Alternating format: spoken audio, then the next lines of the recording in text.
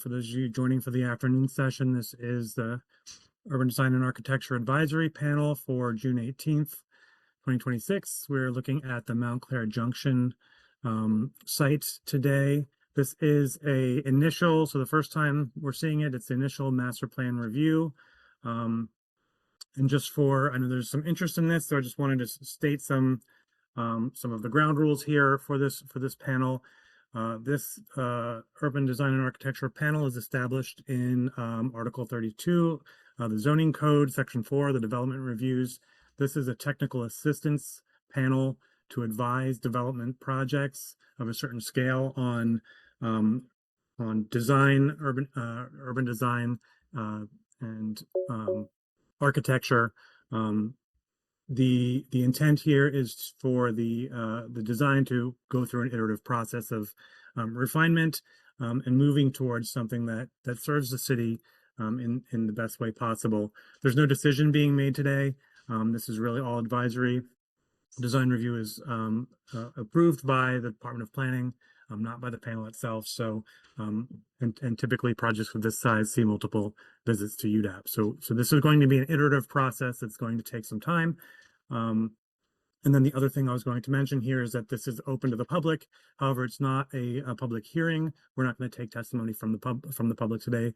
But anybody who's interested in the project or has thoughts about advising on the design, you can send those comments to me. I'll make sure that the panel and the design team get those comments. And then there's going to be some engagement forthcoming towards the end of the month. So I'll leave it at that, and then I'll hand it over to Pavlina to introduce the panel, and then Bob, you can take it away and present the project, and we can go from there. So take it away, Pavlina. Thank you very much. Thank you, Nick. Thank you for the introduction. Good afternoon, everyone. Welcome to UDAAP. It's been a minute since we've had any reviews or presentations. We're absolutely delighted to have you. I'm hoping that this is only the beginning of more work and projects that are happening in Baltimore that we can all work on and enjoy and see built. With that said, thank you, Nick, for the introduction. This is the very first presentation. We're going to be learning a lot about your thought process and how you've gotten to where you've gotten with this. So I urge everyone, patience and a peace of mind as we work through some of this, and it will be an iterative process. I know that the design team will continue to work on this, and we'll continue to see the project as it moves forward through its design phases. With me today are three more panelists: Sharon Bradley, landscape architect, Kevin Storm and Osborne Anthony, architects and planners. The four of us will review the project, and some of you have been involved in this before, others perhaps not. As a matter of procedure, we'll hand it over to the design team here in a minute. They'll introduce their whole development team, and then please be as succinct as you can be with your presentation. I think we'll have plenty of time after that for Q&A, so we can always go back to any particular slide and unpack specific things. It's more important that we move through it as efficiently as it makes sense. And then finally, towards the end, we'll be able to offer some comments and thoughts and ideas for further development. Without any further ado, I'll hand it over to the design team. Please take it away. Thank you, Pavlina and Nick and everyone. Let me share my screen.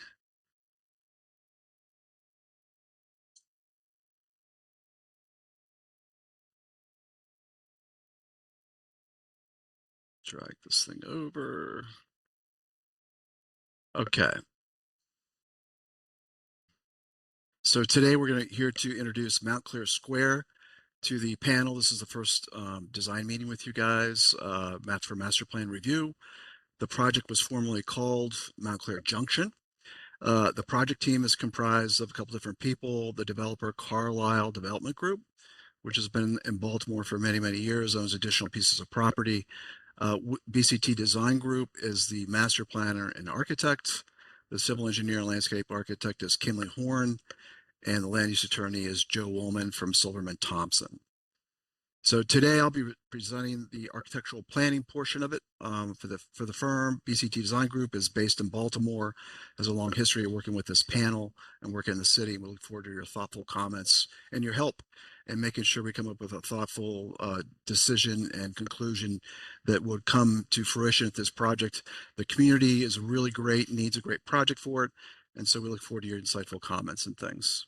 The site is located on the western side of town, kind of between Pratt Street and Pigtown, as highlighted in pink here. We're fortunate to be within and surrounded by great communities such as Carroll Park, Pigtown, Holland's Market to the north and things, and not too far from downtown, as well as the entertainment and sports district, which is in the lower right of the portion. These great neighborhoods are what we're trying to respond to and connect with. And we're trying to be very thoughtful about how we engage with them and have a thoughtful dialogue on what they're looking for. Remember, we're trying to fulfill a need in the community, so it's really important we get that feedback and get that engagement with them as well. Here's a quick diagram. One of the great assets is Carroll Park, which is to the kind of the south and west of us. That's kind of connected to our site through the railroad tracks, the B&O. Immediately to the east of us is the B&O Railroad Museum, which is a wonderful asset. We're trying to kind of build upon their progress. I think they were before you guys maybe about a year ago, and have some wonderful things going on. So we're looking to reimagine our property to kind of respond to all the great things that are happening in the neighborhood. Currently, the project is called Mount Clare Junction, as delineated by the red line. It's about 15.7 acres. It's primarily a single level retail commercial center with a little bit of office. It's about a total of 234,000. One of the best assets that's on the property is the Super Fresh Grocer, which the client has worked very hard over the years to stabilize and kind of rebrand as something that fulfills the neighborhood needs. It's characteristically kind of a suburban model that's isolated from Pratt Street, has limited connectability and engagement with the rest of the neighborhood. There's virtually no access off Pratt Street, which is kind of interesting in things. So, and there's a ton of parking as dominated by the car and this very large surface parking lot of almost 617 spaces and stuff. So we're trying to reimagine this. We've got great neighbors, and let me kind of take you through some of these things. Pigtown to our south, kind of a quirky, fun with Washington Boulevard to our bottom left. Very artistic, as I mentioned, Carroll Park connectivity, which is to our south and west as well. And then just a lot of great things going on, a great vibe and up and coming. This is upper left portion is a picture of the Super Fresh grocery store, which is about 40,000 square feet. Going over to the right, this is the community gardens of Pigtown, which is immediately across the railroad tracks. A lot of playground equipments, the B&O, Holland's Market to our north, and then the characteristic two or three story row homes that we see in Baltimore line the adjacent neighborhoods. So it has a wonderful history of being really the origination of the B&O Railroad, where that was formed in 1827 in the city. This facility, the main repair yard, was built in 1851. The shopping center was redeveloped in the late 80s, I believe 1987. So with that, we're really trying to build upon all of the great things that have happened on the site. This is the roundhouse of the B&O. This is currently their property. This is roughly the location of the road between them. And you can see all the great buildings that were on this site as recently as about 1971. Here, in a different aerial, kind of looking towards the east and north, you'll see the roundhouse here. And this is roughly the outline of our site on the project and stuff. Unfortunately, almost a majority of all this stuff was demolished and stuff. It would have been great to kind of work with the bones, and what a great story that would have been to work with these buildings and do adaptive reuse and stuff. Unfortunately, that's gone. So how do we build and honor the legacy of all the people that worked there and they built things and proud traditions? So now to today, this is kind of the same view and the same layout. B&O's got a lot going on, especially down here in this corner, where they're redeveloping a very thoughtful master plan. So we're trying to take advantage of this asset, as well as some of the other institutions that are just to our north and to our east as well, and kind of come up with a plan that really relates to it. So the interesting thing about this project also, it's very interior oriented. It doesn't have very much access to the outside, and we want to kind of reach out and connect and engage with the neighborhood. The site to the north is off Pratt Street, which is a 2-lane road that's headed eastbound. We have circulator bus as demonstrated in yellow with a stop down here. We also have 2 bus stops off Pratt Street, one on each side of the road here as well. To the north and to the west is primarily 2- and 3-story townhomes or row homes that front the streets. Interesting situation here on South Carey Street is that these are really garages, alley frontages. For some reason, this really isn't the typical street front. So this is a little bit challenging here. Then we kind of revert back to our traditional inline row homes that front the street. The site is basically flat. This is kind of the high portion, and it slopes down to a low point here at 45. These are the tracks that connect to the B&O facility. So these are raised up here. You get about a 20-foot difference in grade. One of the other things too that we found out in the site was that there is a easement that runs through the site, which is a 10-foot high by 20-foot wide culvert called Schroeder's Run that was buried back in the early 1800s and stuff. We didn't really find this out until about midstream, so you'll see when we talk about the plans, some of the development and things. There are some bike routes that do run into the project at Pratt Street up here at South Carrollton Avenue, and then we have some others that run east-west down here on James Street, and it'd be great to connect those things through. Presently, all the roads around it are public. South Arlington Avenue is not. So there are plans to maybe facilitate a change of ownership in that. So just to take a quick tour around the neighborhood, we're on Pratt Street looking at South Carey. Our site is to the left. You can see 3-story and 2-story buildings to your right. And as we kind of go eastward, this is the corner of the existing office uses that was built in the late 80s. It's primarily a 2-story office building. And as we move down Pratt Street, where the building was set back a little bit with kind of a service loading area right off here that doesn't front the street. And then if you look towards South Arlington Avenue, this is the main street that kind of runs south towards Pigtown. You'll see that there's a historic brick building here, 3-story, that's not part of our property. I believe it's owned by the Able Foundation. And then we're going to be going down here a little bit to look at the South Arlington Avenue. There's kind of a strange roundabout as soon as you come in here. It was almost like a turnaround. And then Arlington gets a little bit smaller as it runs south towards Pigtown. There's a beautiful park here, which we're kind of keeping in place.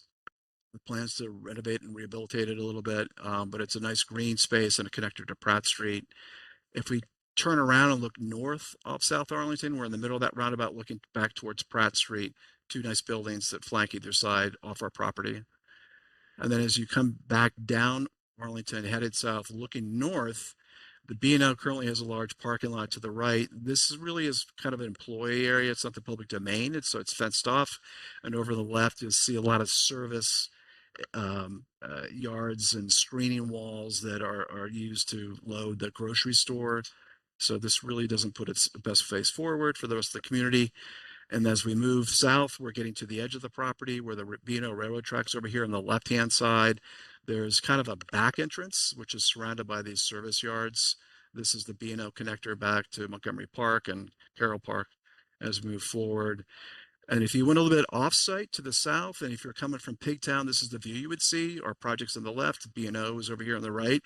And right in this area is when they start to kind of engage the public as their entrance to their museum and stuff. So coming along the southern edge of the property, looking back towards the B&O, you can see the railroad tracks, which are run occasionally, and then kind of the rear of the existing single-story retail building. And as we keep kind of marching down and looking back, you'll see more and more of that. The railroad tracks, there's a large vacant parking lot, which is kind of immediately to our south. Now I'm back on Carey Street. The railroad bridge is immediately behind me. This is the lowest point of the site. So this is the rampart wall of the railroad structure. So the bridge, the railroad is kind of up here, about 20 feet high. And then this is where you get these garage frontages that are very kind of industrial. And then this is our site here on the right.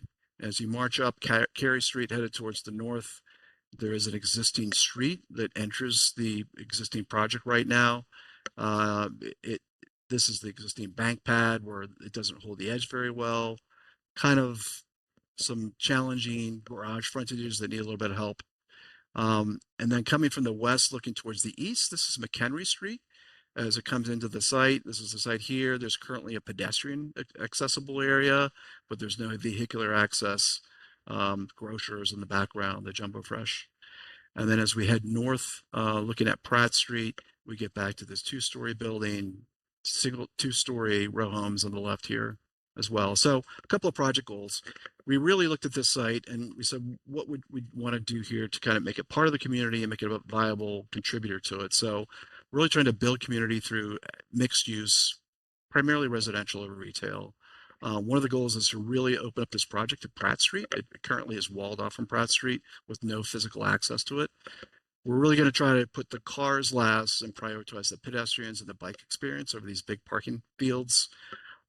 We also want to increase residential opportunities in the neighborhood by bringing a variety of different types of residential product that can promote anything from market rate apartments, attainable housing, workforce housing, active senior living, student housing. We want to retain the existing grocer and activate the street level retail. The grocer is really one of the largest assets that the owner has really worked very hard to kind of to stabilize and enhance, and really kind of building this whole thing around it and stuff. So we don't see the grocer going away anytime soon. And then one of the most important things is really extending the street grid and connectivity into the surrounding neighborhoods by looking at opportunities where we can kind of engage the local neighborhoods, promote this diverse mix of housing, have something that's feasible. We've identified maybe the first phase, not quite sure what the additional phases are, but we can show you what the build out would look like. And then really one of the other things the client has made a point to is having visual connectivity to the retail offerings by maybe having a little bit of a space in the middle of the project that can kind of relate and connect all the retail together. The rough program that we were given was about plus or minus 800 multifamily residential units, and that could be a blend of the types I mentioned.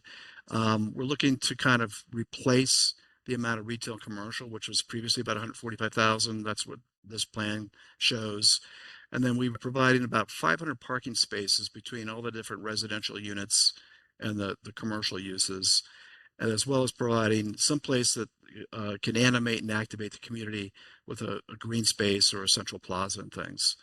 So the key is really activating the streets and placemaking and connecting to the neighborhood. So just some examples of programming, great streetscaping, sidewalk dining, and just activities that foster community as a reason for people to want to live here, shop here, and recreate and things.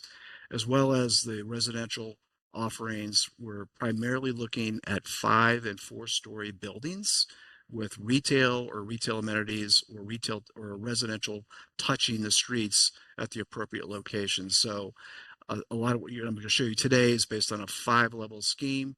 But some of the things we're looking at is the idea of putting stoops where we can. So the residential fronts the streets, and there's a sense of street ownership. And by making the things safer and a little bit more walkable, having indoor recreation for courts, a combination of at grade and above grade recreational amenities for the residential units as well. So kind of dive into the past of where we were and where we want to go. This is the existing site outlined in red. This is the existing street network shown in yellow, where we've got this existing street kind of between McHenry and Ramsey. And then we were trying to kind of look about what are the priorities. And then the client has really kind of mandated that this existing office use here would be maintained, as well as the grocer and the adjacent retail for the first phase. And they'll really have to work around these things and build upon their success and things. So with that, we kind of said, can we extend every street into the site, and what would that look like? You know, we do have 3 signalized intersections around the property, one at this existing street off Cary, and then 2 on Pratt Street. So the big play is to take South Carrollton off across Pratt Street into the site, open up the site to Pratt Street and a lot of the traffic and its prominence and things. So then we said, look, if we brought McHenry in, this is what would happen. If we kept our existing street, which has some utilities in it, and then if we extended Ramsey Street, what would that look like? So we're trying to look at the block size. This is this utility easement that we found out about when we brought our civil engineering on board earlier this year and kind of pinned that down. That affects things because it's below grade and it's really a challenge to build over top of it. It's almost impossible. So we've been asked not to build over top of that or relocate it just because it'd be prohibitive. We'd rather spend the money on more thoughtful things that you can see.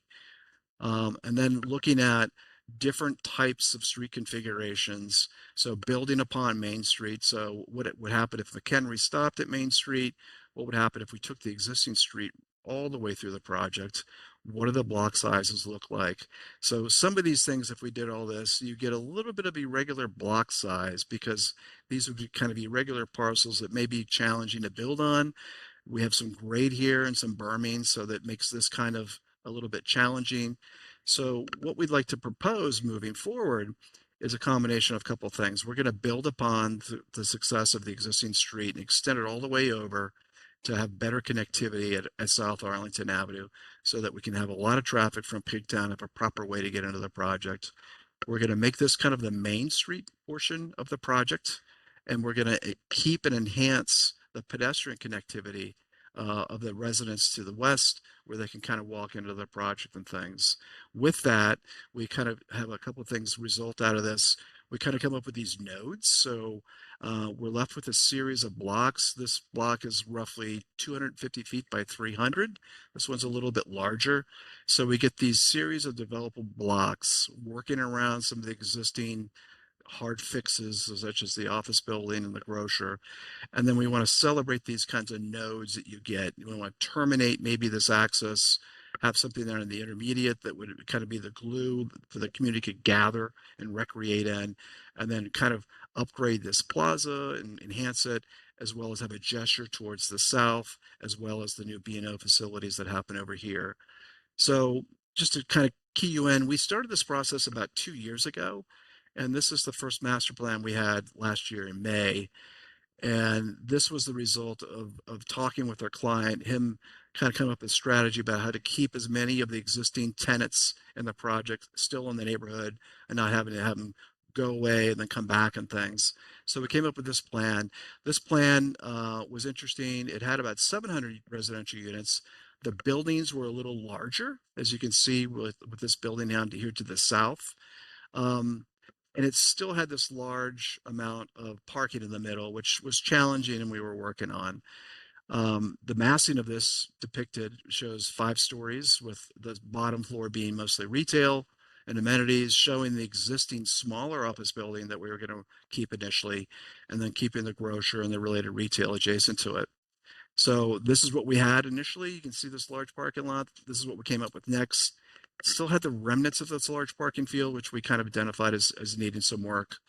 Then we really pinned down and nailed down the location of this easement, stormwater easement that went down underneath. It's a bit large culvert. And we kind of came up with a new plan that broke the project into more developable blocks. And some of the buildings ended up being a little bit larger and stuff. So some of these things about this was that this street was not terminated by a building. It was terminated by a park that may have accessibility to the railroad tracks.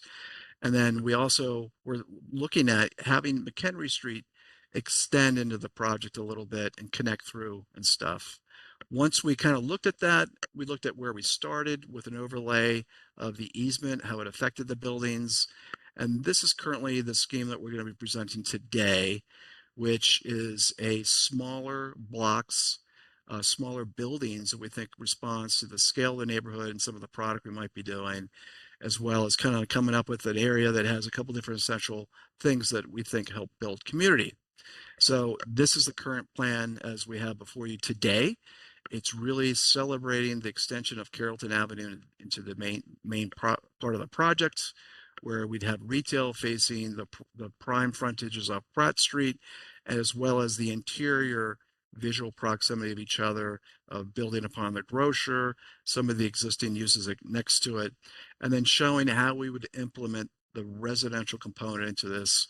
Why would people want to live here? Because there's active storefronts, there's a residential green amenity, there's placemaking, there's connectivity and what have you and stuff. So a series of smaller blocks with residential above it.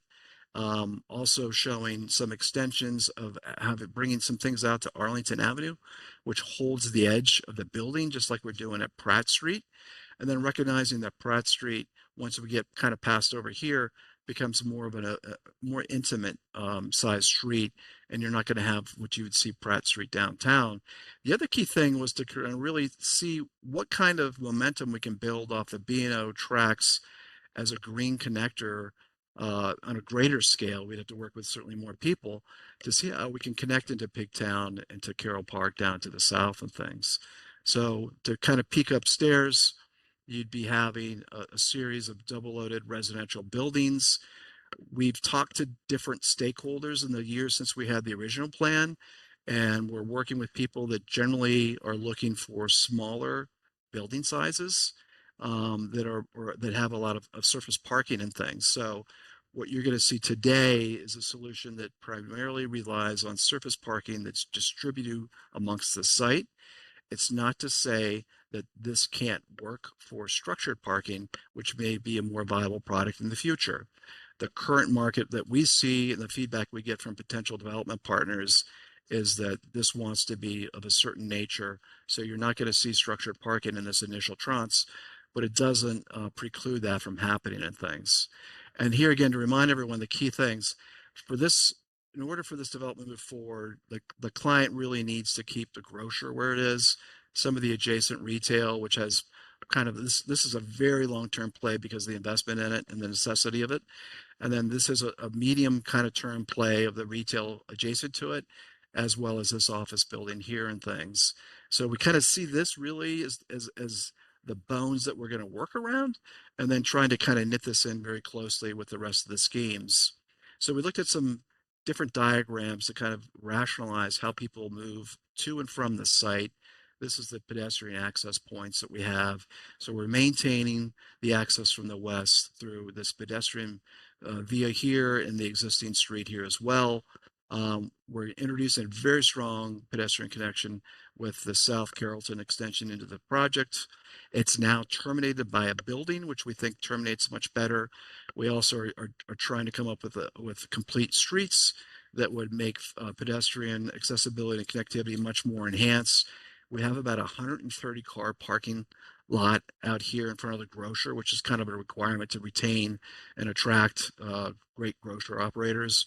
We would like to talk about taking some of this pedestrian connectivity across the railroad tracks. We'd have to work with the various stakeholders. There's a wonderful community garden across the way. There's kind of the remnants of a path that people cut through here. We'd like to make that a little bit nicer and formalize it, as well as bringing these fingers of retail and residential out to help hold Arlington Avenue. This still is screened. You get these WB64s coming in. We've worked with our civil engineering partners to make sure that we can get proper truck loading in and out, trying to minimize these gaps in the storefront and things. And also recognizing that a lot of traffic from downtown will come down Pratt Street, most likely will come from the plaza, and then engage the project here, or they'll come down through Pratt Street directly from the north down into the south. The other is kind of a parking strategy and circulation. You know, we love parallel parking. We think it adds a lot to the streetscape, promotes visibility to the storefronts, slows down traffic, provides a necessary thing. Majority of the parking on site on the streets is parallel. We do have a little bit of head-in traffic or head-in parking here as designated by this. And the clients requested that we add a little bit of head-in parking here as well. And then you get these points where you kind of come into these parking courts here. These are these transition points where you kind of pull off the main drag and get into these more intimate courts and what have you and stuff, but still maintaining good connectivity from a pedestrian. Service and loading. We're identifying potential loading points that, these are the main streets where trucks will come into, as well as from the south. This is probably the largest service yard servicing the grocer, but we identify different move-in, move-out points, places to service the retail, trash facilities, and we see those as a combination of outside and undercover, behind roll-up doors. And then we wanted to provide a variety of green spaces. So you'll see two types of green spaces here. This color here in the light green is really kind of a public place that we would rehabilitate this park and enhance it. We'd have this town center, which is about 100-foot from building to building crosswise, gives us about a 70-foot square green area in the middle that we can program and activate. And then we have this wonderful potential to do something with the B&O tracks, this green finger that might kind of come across the site and reach up and engage the public. And this is that pedestrian connectivity that would be great to have the community gardens. These darker green colors are more for the residents.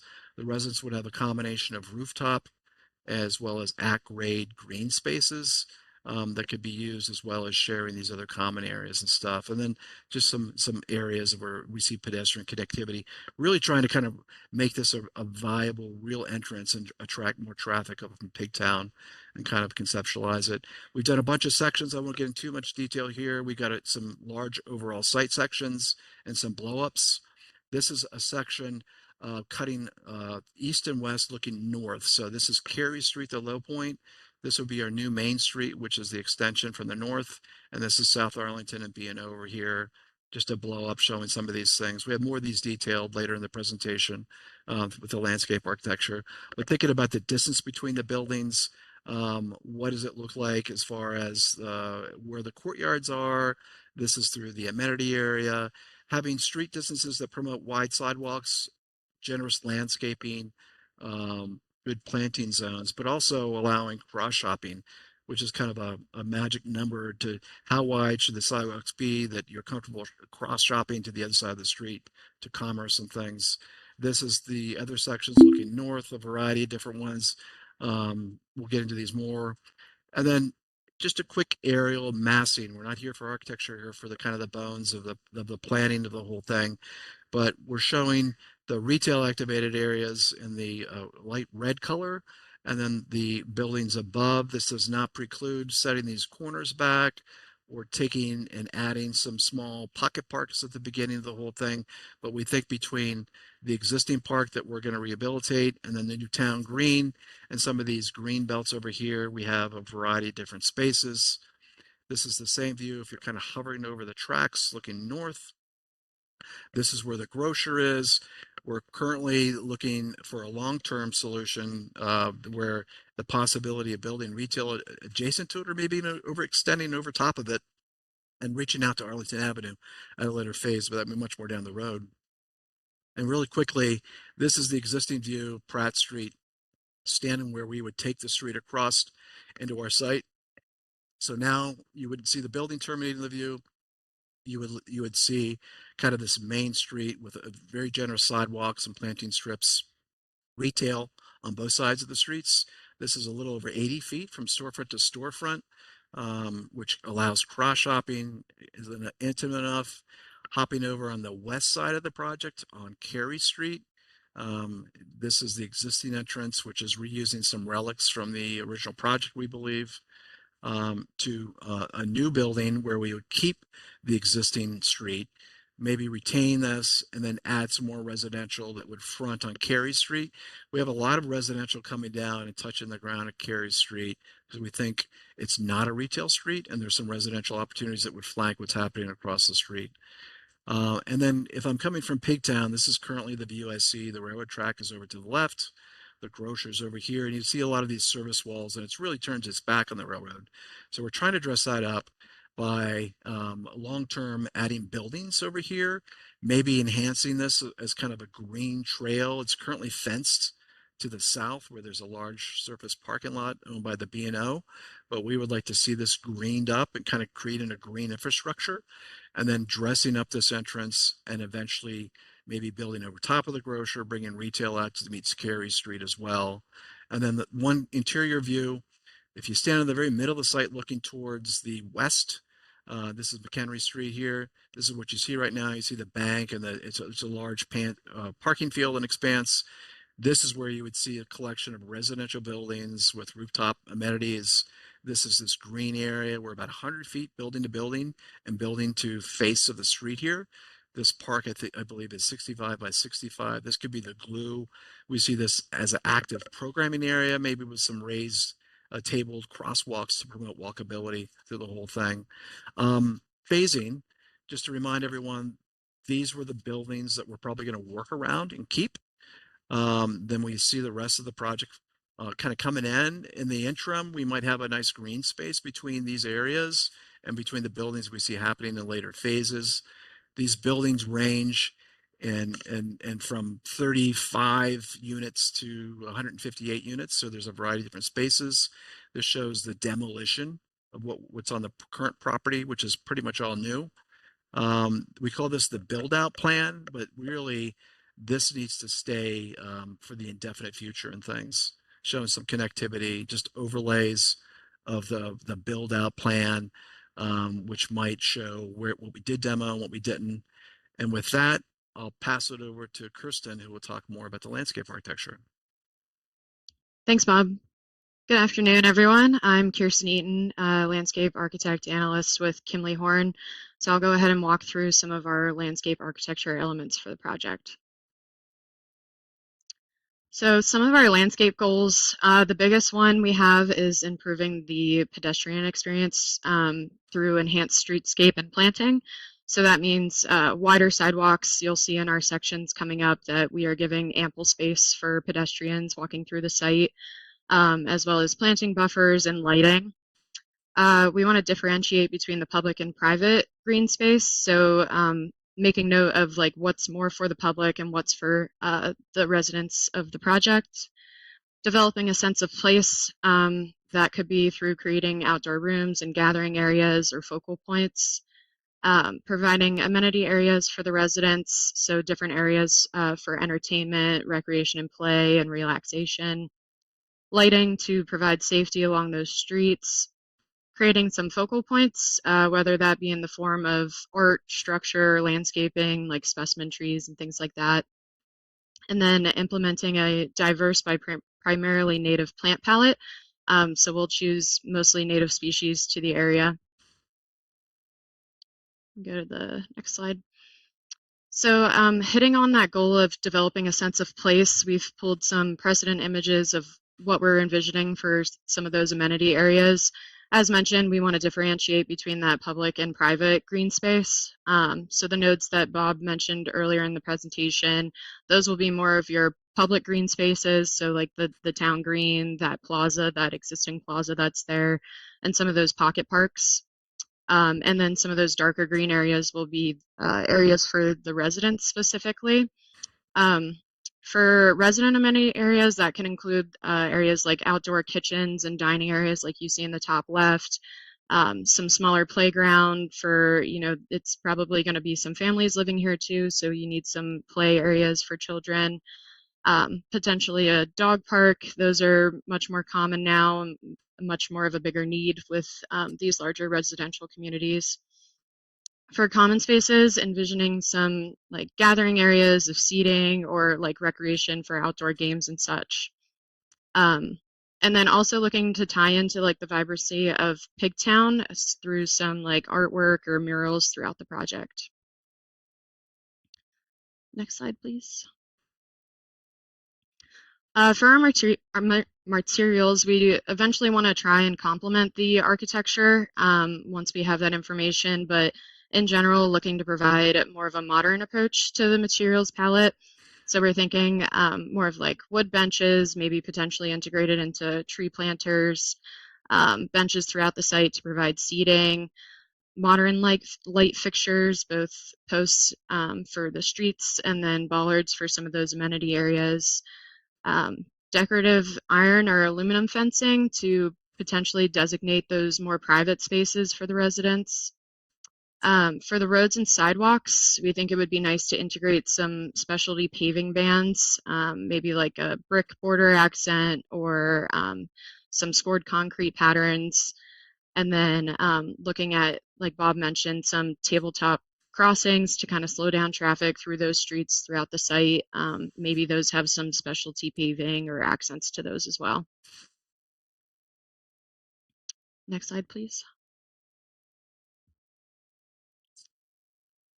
So as I mentioned in our goals, we want to implement a primarily native planting palette. This board is just a small preview of some of the native plant species we would include, but some of these include American sycamores, black gums, dogwoods, etc. And we want to put a lot of emphasis on color and texture through our plant palette. Like as mentioned, Pigtown is very vibrant and colorful, so we kind of want to implement that with this project as well, and this will be more developed in the future. Next slide, please. So this is our section through the proposed South Carrollton Street extension. This will essentially be the main drive through the site. In this section, we have parallel parking on both sides of the street, which would be 8 feet in width. We will have a 2-foot clear strip off of that parking, just to provide people with access outside of the vehicle to step onto. As mentioned, we kind of imagine this maybe having some sort of accent with specialty paving or pattern with scored concrete. Along South Carrollton, we'll have a proposed 4-foot planting buffer, probably in the form of street tree pits. Again, we want to give people access outside of their vehicle to step onto the sidewalk. In this section, we're proposing 14-foot wide sidewalks that gives pedestrians ample walking room. Also, the potential for some outdoor furniture for some of those retail spaces. And we are proposing a 22-foot drive aisle for 2-way traffic. We do have the opportunity to go up to 24 feet if needed, but again, we wanted to give more emphasis on the pedestrian experience as opposed to the vehicular experience. And then again, it's not shown in this section, but we imagine some tabletop crossings through this area to slow down traffic on that main drive. Our next section is through the existing street, which is looking west. This is located between Ramsey Street and McHenry Street. Similar to South Carolyn Street, we're proposing a 22-foot drive aisle here, again with the 8-foot wide parallel parking on both sides and that 2-foot clear strip for people to exit their cars. Again, we'll have that 4-foot planting buffer here and a little bit of a wider sidewalk along the building on the right. We'll have 14 feet there, again with potential for some like outdoor seating areas for the retail. Next section, please. This one is through South Carey Street looking north. So just north of McHenry Street, those adjacent row homes have stoops. So we're kind of looking to replicate that on our side of the South Carey Street for our multifamily building. This will give residents direct access to their units from the street and, like Bob mentioned, give ownership of the street there. A little bit, proposing to narrow the drive lane a little bit to provide some parallel parking, that 2-foot clear strip again, and 5 feet of planting buffer here. So that'll give us a little bit over 15 feet for sidewalk width, which gives us plenty of space for those proposed stoops and walking area in between the stoops and the planting buffer. And Bob mentioned this earlier, but it is important to note that south of McHenry Street, those adjacent homes do have the garages facing towards South Carey Street, facing towards our project. So we will be looking at that a little bit more in depth later. So this is our section through Pratt Street looking west. West Pratt Street is more of an intimate neighborhood street and currently a 1-way street with 2 driving lanes.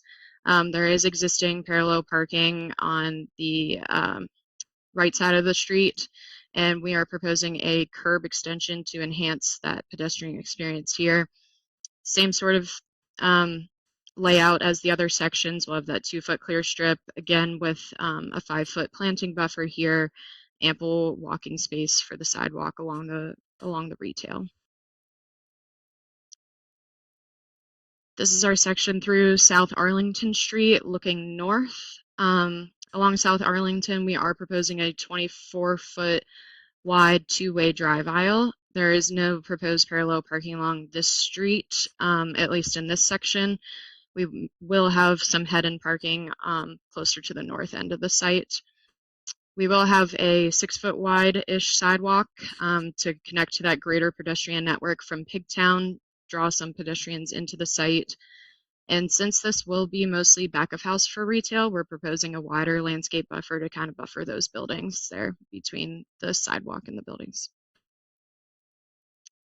And then our final section is cut through the rail tracks, and this is looking west through the site. It's cutting between buildings E and building F. So we provided some nice wide planting medians for that larger parking area, the largest area that we have on the site for parking. So we want to make sure that is heavily planted. We will have head-in street parking in front of building F. And then we have a nice wide 16-foot wide sidewalk, which will give plenty of space for outdoor gathering along that retail there. Looking in front of the building, there will be head-in street parking for building E. We'll have landscape islands throughout there as well with lighting. And then looking to the left side of this section, this is the south end of the site. There's about a 20-foot grade change from the buildings down to the very bottom of the rail tracks, which is kind of extending into West Austin Street. There is an existing footpath that goes from our site down to that neighborhood. So as we mentioned, there is opportunity in the future to potentially create a better network pedestrian connection from those existing homes into our site. And with that, that's the end of our presentation. Thank you all for your time, and we're happy to answer any questions you may have. Thank you both for your presentation. It did take a little longer, but there was a lot to get through and unpacked. And you did it as efficiently as you could. I'm appreciative of that. It was very clear. And anything that we need to touch base on now, we will as we go through our Q&A.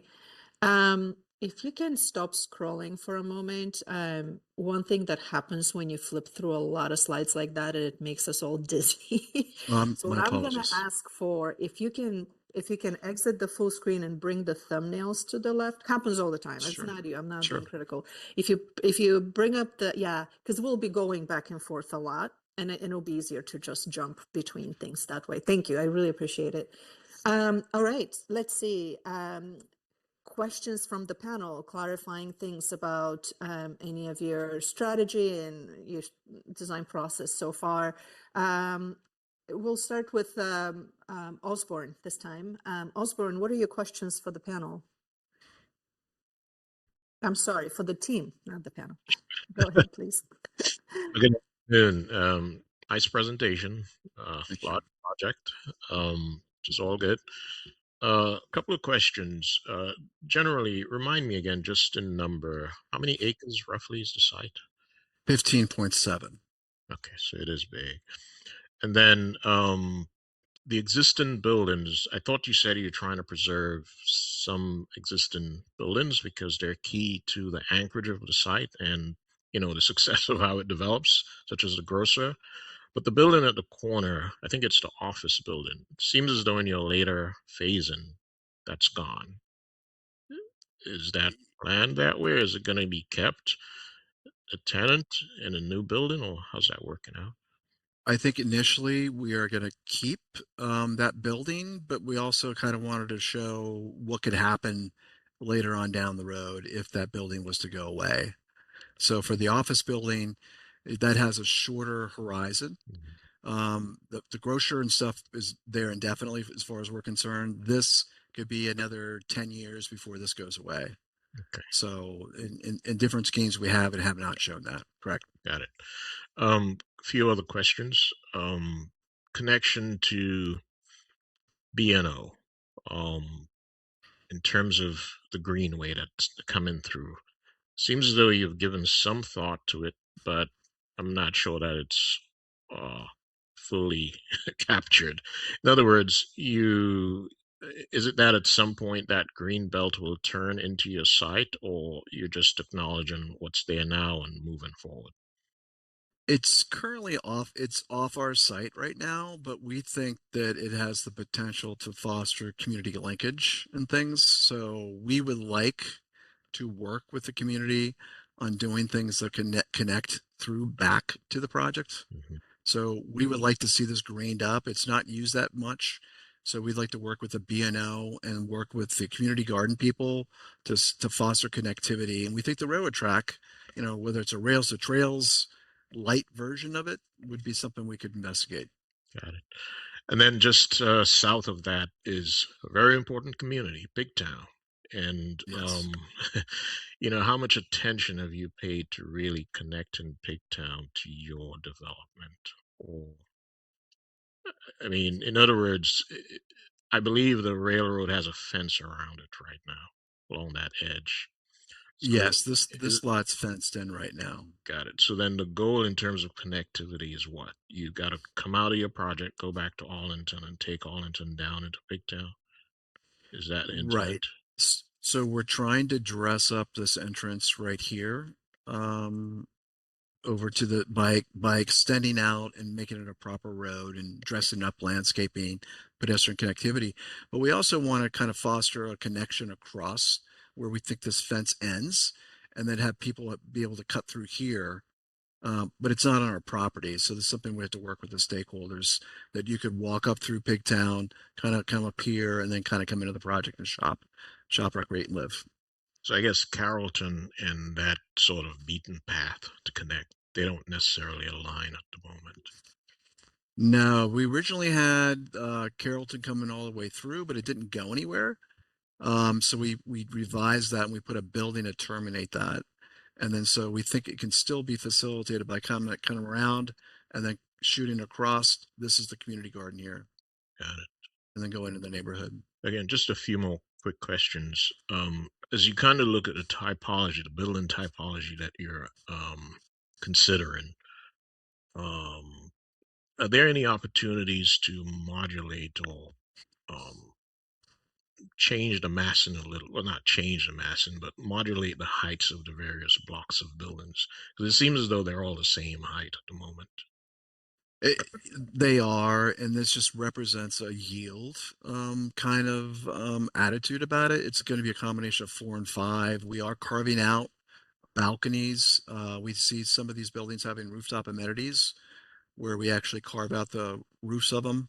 So this shows them covered, but at some of these key locations we would, and we would love to articulate the buildings more. We've just kind of done block white wedding cake massing for right now to demonstrate what's the potential, what would that enclosure, and what kind of edges of the site do we want to reinforce. Okay.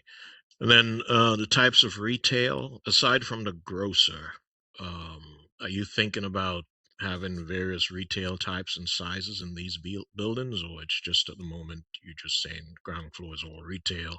We'll figure that out later.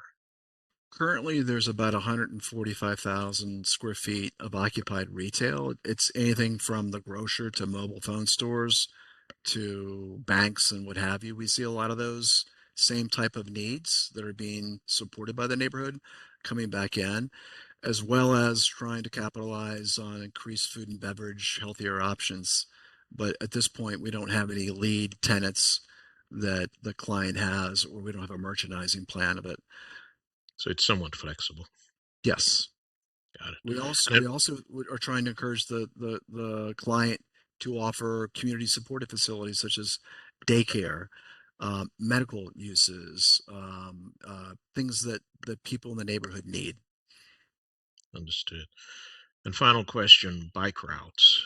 I heard you mention it, but I don't think I fully saw them or how they're being integrated into this concept. The bike routes, I'm trying to find my slide. This is the best one here. So there's a bike route that comes down Carrollton. It stops presently at Pratt. There's a bike route that comes down Ramsey and doesn't hit our site. We would like to work to promote a bike route that would connect these two potentially at Arlington Avenue. So when Arlington Avenue right now is currently a private road, the thoughts are to make this a public road. And part of those improvements may include, and we would suggest that this is the perfect opportunity to connect these two bike networks to make them more sustainable. Okay.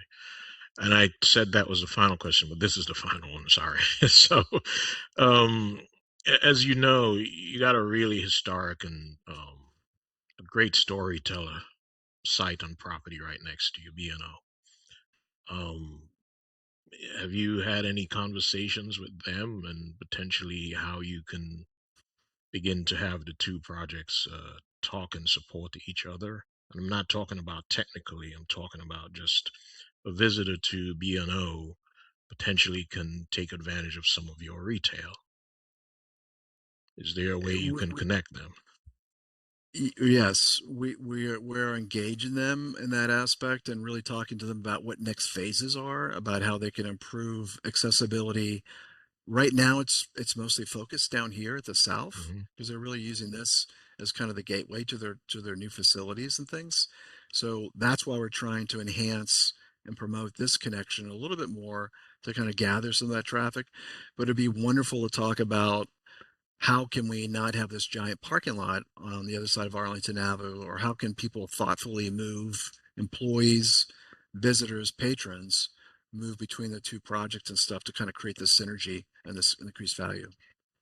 That's still kind of in the works, and we really want to work on this part of it because it's much more closer to our site. We think we're trying to engage these people right now with upgrading and addressing this, and we think this green linkage would be another great idea that could help promote their greater connectivity in the community. Great. Thank you so much.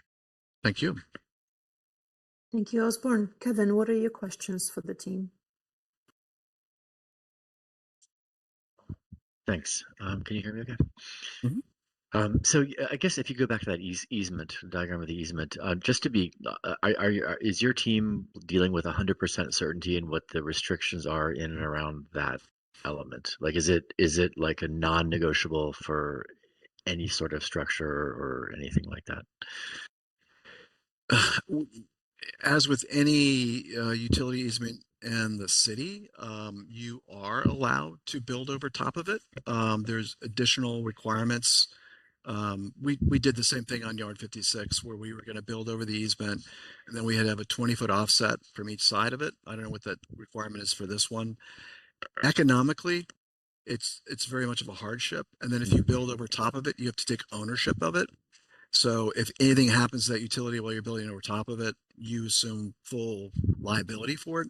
So it's typically our developer clients shy away from because of the complexity and the cost and the liability. So in this case, we would like to promote and investigate a use where we don't build over top of it. It certainly doesn't preclude that from happening at a later date. Gotcha. Okay. And then so given that, and I understand that's a tremendous like curveball to have thrown at you, like after you've already started thinking about this, did you consider a scheme that maybe was a less conventional grid that just sort of just absorbed, like just sort of embraced that alignment and tried to have like a, you know, just to do a road, for example, a roadway over that and just sort of really rethink how you thought about the grid? We looked at it a little bit, but it didn't make sense. And then I was worried about coming to UDAAP with an organic grid in an urban environment. And, you know, it's the natural thing. It would seem to extend the street grid. So, but maybe we should investigate that a little bit more. Yeah, no, I mean, I think what you know, your initial like, you know, connect the grid and heal the grid, it makes the most sense. But just, Yeah. you know, sometimes exceptions happen and like they can actually add an unexpected, you know, True. richness if you Yeah. explore it. But again, like it depends on the block sizes and how things fit and all of that. And I get that that's not an easy task either. But and then I guess my last question is like, if you I think it was a diagram, it was called like nodes of opportunity or something like that. Yeah, like that one right there. So this thing of extending the street grid, like I'm just like curious, like why the east-west? Why wasn't it just shifted? Why didn't you just start with the assumption of it was shifting down, aligning with McHenry and Ramsey, and just sort of really making the connection through a little bit more seamless? Like what was driving the shift? Well, one of the things was we have a signalized intersection here at Cary, and the already have a street established there. So there's a connection point. There's various utilities and things. So we wanted to keep that. We felt that there was a lot of value in that connection. The other thing too is if we brought McHenry through, which is this one, we started to get some smaller blocks in here and things. And between this, it just didn't feel right. And so we decided to keep McHenry and maintain the pedestrian accessibility to it. And then it gives us a little bit more flexibility with our grids. Like I said, this is a 300 by 300 grid with a easement running through it. This is about 250 by 300, and you get down to some smaller ones. These could all work. Yeah. With structures and parking decks, and we would love to have that happen in the future, and we promote it and things. But we felt this gave a variety of block sizes that seemed to kind of be a good start. And then, so my last question is, your parking counts, like what is generating your parking requirements? Like, are you working with like a market expectation or a minimum code, or like what allowed you to reduce the grocery parking, and could it be reduced further? Or you just, are these placeholders, or what's your thinking behind that? Well, it's probably more market driven. We see a lot of this as attainable housing and a mix of other types, which historically don't have really high parking counts. for the residential units. So it basically works out that the commercial spaces are parked at about 2 per thousand, which for an urban location is seems like it's more than adequate. And then the residential parks a little over about 0.4 spaces per unit. And then when you have a share between the two, you might get a little bit better efficiencies. So we think it's a good starting point for where we are. The other things that we can do is we can look at different types of parking, whether it's tuck under parking, whether it's structured parking. As the blocks develop, we can respond to the parking needs by increasing or decreasing through these various vehicles. Okay, thanks. Those are my questions. Thank you. Thank you, Kevin. Sharon, what are your questions for the team? Just a few. Did you all study paradigm projects for this type of work, where there's challenging pressures to meet parking standards and retail, residential, so forth? Well, it's interesting because there are no parking requirements anymore in the city. And so I think we're finding our way. We have been working on a project up in Remington under some previous scenarios. It's Sisson East, which came before you guys probably a year and a half ago. And we learned a lot about that. We actually got to a little bit more advanced leasing standpoints, and people are starting to get comfortable with some of these reduced parking rates, especially the retail tenants. Also, it really depends on what type of housing goes here. So there's still a lot of things that are up in the air. Even the unit counts, we're using a plug number, which is kind of like a standard market rate apartment, which is 1,150 gross square feet per unit. If this went to student housing, you could have more units. If one block went to student housing, you'd have more units, maybe less parkings.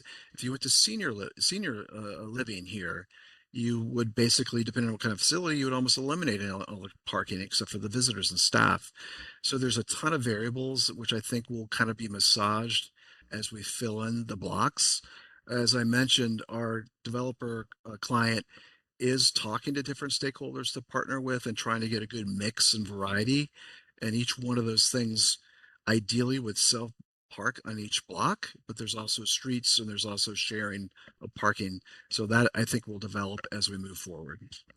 Yeah, and sorry, just to clarify, I was talking about parking as one of the pressures on desirability and marketing the thing, but mostly I was talking about the character of shopping districts that have and mixed use districts.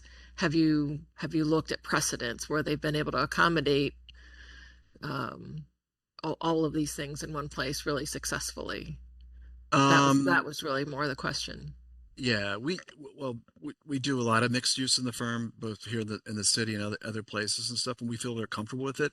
I don't have precedents that I can share with you right now, but that's something I can bring back when we meet again to kind of validate what we think are viable approaches. I think that's a great idea. Okay, and what is the access to public transportation here? So that is off Pratt Street. There's a circulator, and there's 2 bus stops off Pratt Street. So there's a bus stop on the north side of Pratt Street here, another one on the south side. There's the Baltimore Circulator, which is right here as well. And then the bike trail that terminates here, another bike trail just south to us. Okay. And are there bike share facilities in the neighborhood? Are there things like that around? They're more limited, and that's something that I should include in this diagram. So good point. Okay. And when you were investigating the options for circulation, vehicular circulation, did you examine, in particular, the connection to South Arlington and potentially creating a mutually beneficial node for both the new B&O museum and your property, so you have this meaningful link to both?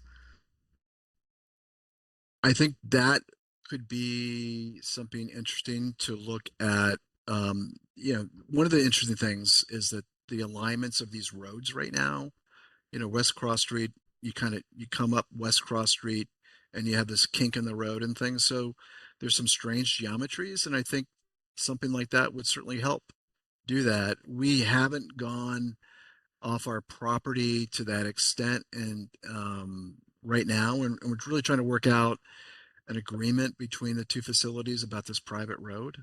But that could be part of that future discussion, and really trying to clean this all up and make a more meaningful connection. Okay. And then, funny, is there even, farther afield, or is there a rails to trail system at all that could be brought into closer proximity to this site? I think the closest one would probably be the Gwynn Falls Trail, which is down near the Casino Entertainment District, which is down here. I don't know offhand if there's one that runs. I know it runs over here to the west somewhere, but I don't know where it is right now. So another thing to add to our analysis. Okay, great. Those are my questions. Thank you. Thank you. Great, thank you, Sharon. I only have a couple of questions before we head into comments. The first one is a very practical one. If you can zoom into your site plan on the south portion of it, I have a question about the portion that connects to Austin Street. You mentioned there's a conversation there with the stakeholders for facilitating at least pedestrian connection. Can you elaborate a little bit more on the condition of, I see that Austin dead ends there. Is that the extent of the public right of way? Does the actual remaining tiny bit of green space in the railroad, is that private property? What are the possibilities of connecting vehicular even access through there? There is vehicular access currently as an easement, a private easement between this large parking lot and our property. There are no other easements across the track that I know of. This does seem to dead end, and these are these community gardens, and there's kind of a gravel path where the community has voted with their feet how do they choose to circulate between the sites. And our idea would be to kind of embrace that and formalize it a little bit more and make it easier, but we don't have any legal agreements to do that. But I think that would be a common goal that could benefit our project and the residents we would serve. Is that a private property between the end of Austin and your property? Yes, this is owned by B&O, I believe. That segment is B&O. So it is Yeah. possible by talking to the B&O to gain access through there and even start to connect vehicular traffic through there as well? You could do that. Hypothetically speaking? Yeah. Okay. Yeah, that'd be something interesting. We do have some grade there, and then one of the sections, because you start to get a bit of grade. The railroad track is elevated; it's almost a grade here, and then it gets to be about 20 feet above. So there might be a little bit that you would have to traverse and navigate, but I think that could be an option. Yeah, I have more on this a little bit later. I just wanted to understand kind of the actual condition there. Appreciate it. I see that there's a connection to that parking lot, but not Yeah. to the street. We can unpack this here in a minute. A lot of the rest of this stuff are comments from me. The only other question will be, have you shared any of this design with, you mentioned the developers speaking with potential stakeholders and trying to align partnerships. Have you shared this work so far with anybody else? Is this kind of the first time folks are seeing it? Have you shared it with B&O? Like what level of engagement are you in at this stage? Well, from B&O, our client has had many iterations with them and stuff. We haven't been part of those because I think they're still evolving. Back in April of 2025, we presented to the Neighborhood Association of Holland's Market by Zoom and talked to a majority of the neighborhoods on Zoom. And then we've been in front of citizens of Pigtown, which is kind of what we've spearheaded as our main community group that we want to kind of collaborate with. We've had different iterations, and we have another presentation, I think, on June 30th with them. And we've agreed to do more of those as well with our land use attorney. Okay, got it. No, I'm just trying to see how much input you've been able to gather on this. And it sounds like it's forthcoming. And to that end, when you mentioned you presented in 25, that would have been the plan without the easement, right? Correct. Right. So there's quite a bit of update and new thinking in there. So that would be great. It would be Yes. awesome. You know, well, here, that was my question. So thank you for answering it. And we can pop into comments because the reason why I was asking that is because it seems like there's a significant amount of work that's been done, both in transitioning from the previous scheme, introducing the easement and really working through some of these new geometries and new thinking about the project, that it is at a good stopping point to gather feedback. I mean, both from this panel, but also from various kind of constituency groups. And I think it's an important stage of the project. And I don't know, you know, some development teams show this level of development, right? The layer cake thing, but in the back pocket, there's already renderings and all of that figured out, facade articulation of all of it. I don't know if that's the reality here, but I actually would suggest, I like the fact that the starting point is a simple mass and a little bit more of a diagrammatic thinking and a little bit more of a general thinking, because it suggests at minimum that there's still an open mind about exactly how this is done, which I think is a great place to be. And it's probably the best place to start talking to folks, including us and any of the other stakeholders that you have. It would ultimately be, I want to make no mistake that it will be ultimately up to the design team and the development team to decide how this exactly is going to be designed and worked. But I think this is the place where you, in time, to get a lot of feedback and really evaluate different options. And some are going to probably make it into your final solution and some will probably not. And that's okay. But I do appreciate you bringing this kind of in this early stage. I think simple massing is great because it allows us to really test certain ideas at their most fundamental. Sometimes by the time the textures and the windows and the dogs and the trees come in, a lot of it gets hidden. So I actually appreciate that there's no full-on renderings yet, and we can really just talk about, you know, kind of how this is planned and envisioned on its very fundamental basis, knowing that it will continue to evolve, knowing that even as you presented it, this is going to be phased. So the way it goes with phasing, more likely, I don't know if for sure it's going to be phased, but there's, you know, a chance that it is.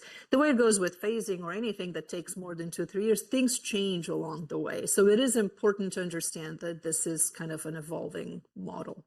That's how I look at it, and that's how the panel is probably going to look at it. But the way we're going to approach it for today's review is to really test it against some just fundamental urban design principles, which I know is what you're designing with as well, except that there's so many constraints and considerations on this site that things are not always perfect. And, you know, there's some compromises that need to happen here and there. So I just want to encourage you, you're at a good stopping point or pausing point to talk to folks and get input and make the design better. I think ultimately the pieces you're going to choose to bring into your design process are going to make it better. The ones that don't work are not. So, so that's important, and I look forward to seeing how that evolves. The reason why I bring that up is, like, as you mentioned, you know, Pigtown is one of the communities that you're engaging with. That's a little peculiar because that's across the tracks and somewhat disconnected still, kind of just by virtue of your geography and kind of the railroad track that's in between it. I'm sure you're going to interact with some of the other neighbors, the edges around, as they interface with that.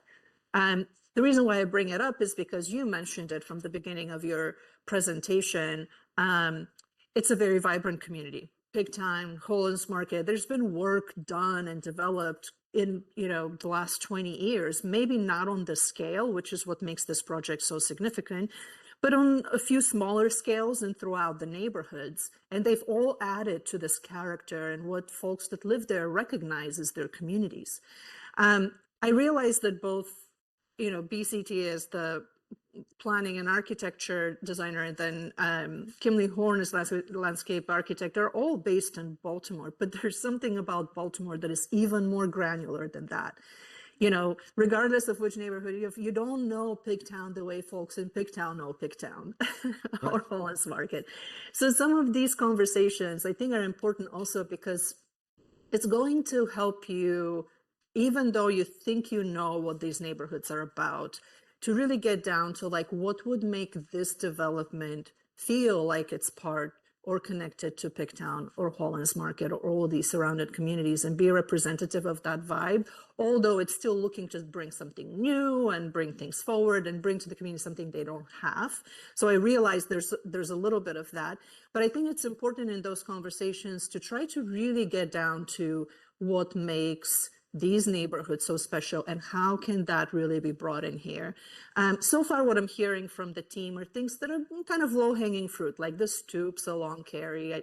I agree. I mean, that opportunity wherever you don't have retail to bring some ground level entries, absolutely, all day long.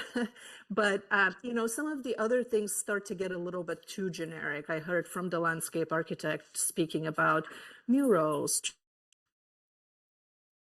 just to make it vibrant, like Pigtown. It's got to be a little bit more than the mural. So I really want to invite you all to dip your toes a little bit deeper into the neighborhood. Some of it will be through conversations. Other things will be through a little bit kind of deeper analysis of what's there and what you can leverage and really bring to this development that would make it look very special. It's very easy in a drawing like this that is all simple white blocks to say, oh, this is just a shopping center, right? But that's not what you want to do. That's not what was in your goals. Your goals was a vibrant mixed-use community, right? So this is a good point where you've kind of mostly figured out some of the pragmatics and the square footages are working and the parking is reaching its count, to kind of take a pause on that portion of the work and really put some, you know, high quality effort into understanding now what does this urban environment want to feel like and how does it truly really start to connect with its surrounding neighborhoods. So enough on that. I know you're thinking about it. I just wanted to make sure that we talk about it and mention it so that it's clear to everybody that before this gets to the next level, and when I say next level, we're going to see windows and doors and materials in the buildings and, you know, articulation and the landscape. It's important that there's a specific agenda as to how that's done in a way that really connects and complements the surrounding context. To that end, we would like to see some call on precedents. I think Sharon called it, what was it, Sharon? Used a different word. I haven't used it lately, but Paradigm projects. Paradigm projects, or you know, you're right. You've done a lot of these mixed use projects, even in Baltimore. So whether it's from your own work or from the work of others, I think it's really important to position this project. I think that's what Sharon was looking for. That's what I'm looking for as well. Is this like Canton Crossing or is it more like something else? Do you know what I mean? It's important that even within your portfolio, you can give folks an idea of like, this is sort of what we're thinking, but this is how it will be different. It's important because I have lived around Canton Crossing for a while, and I think it was the same team. I remember Kim Lathorne was part of it, right? Yeah. And I happened to review the phase 2. And it was interesting. There was a learning kind of moment between phase 1, as you did your phase 1. And when we were reviewing phase 2, we were talking about all the things that can be improved. And sure enough, when it was built, they were there and everything was better. Like all of those things really, truly improved it. So from a lot of the edge planning and like all of that, you know, you can see kind of that continuation. So it's important when you bring examples that you are critical in an honest sort of way. What are the things that really worked in this project we did? Therefore, we want to bring them here. And what are the kind of things that were improved later on? And we can, you know, double up and improve even here a little bit more. Those are extremely fruitful conversations because they anchor your work in some really solid kind of design decisions and proof of concept, which I think is pretty great. So it would really help both the next review we have together, but I would even recommend any of your future outreach things to start to introduce some of those ideas because they're very helpful in folks understanding kind of what the vision behind this is. To that note, I do want to mention to the landscape architect, Kirsten, I think that some of the slides you showed read a little bit too much like checking boxes and kind of really generic. And of course, the explanation is you guys haven't figured it out yet. It hasn't been designed yet and whatnot. But I think some of the examples of kind of the playground equipment and the dog park sign start to read a little too out of like, oh, and there's going to be this and there's going to be that and all that sort of stuff. I really wonder if at this stage, as diagrammatic as it is, if we can benefit from you looking at the site plan as it is and starting to maybe more diagram and conceptualize these things rather than saying, oh, and there's this, and there's, it seems a little bit too drop in, like every green rectangle on the plan is going to get this thing or that thing. I would really like kind of in the next presentation to see more design thinking and design work rather than kind of these individual elements. I realize that it's very early in the process, but we're curious in your thinking as a designer and as a landscape architect here. You have the advantage of being on this project from this very beginning, and we want to see you like really start to impact it with some of that thinking.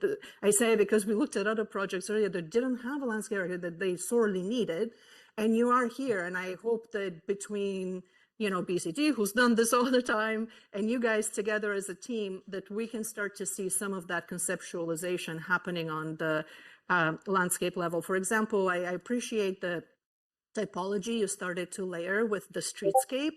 I want to see a similar diagram that starts to interpret the green spaces and the outdoor spaces in terms of a typology. I think it's really important to communicate that in a way that's kind of non-generic and non-generalized. This is sort of like checking boxes, even with the next page, some random applications of things. And this is a very specific place for a very specific community.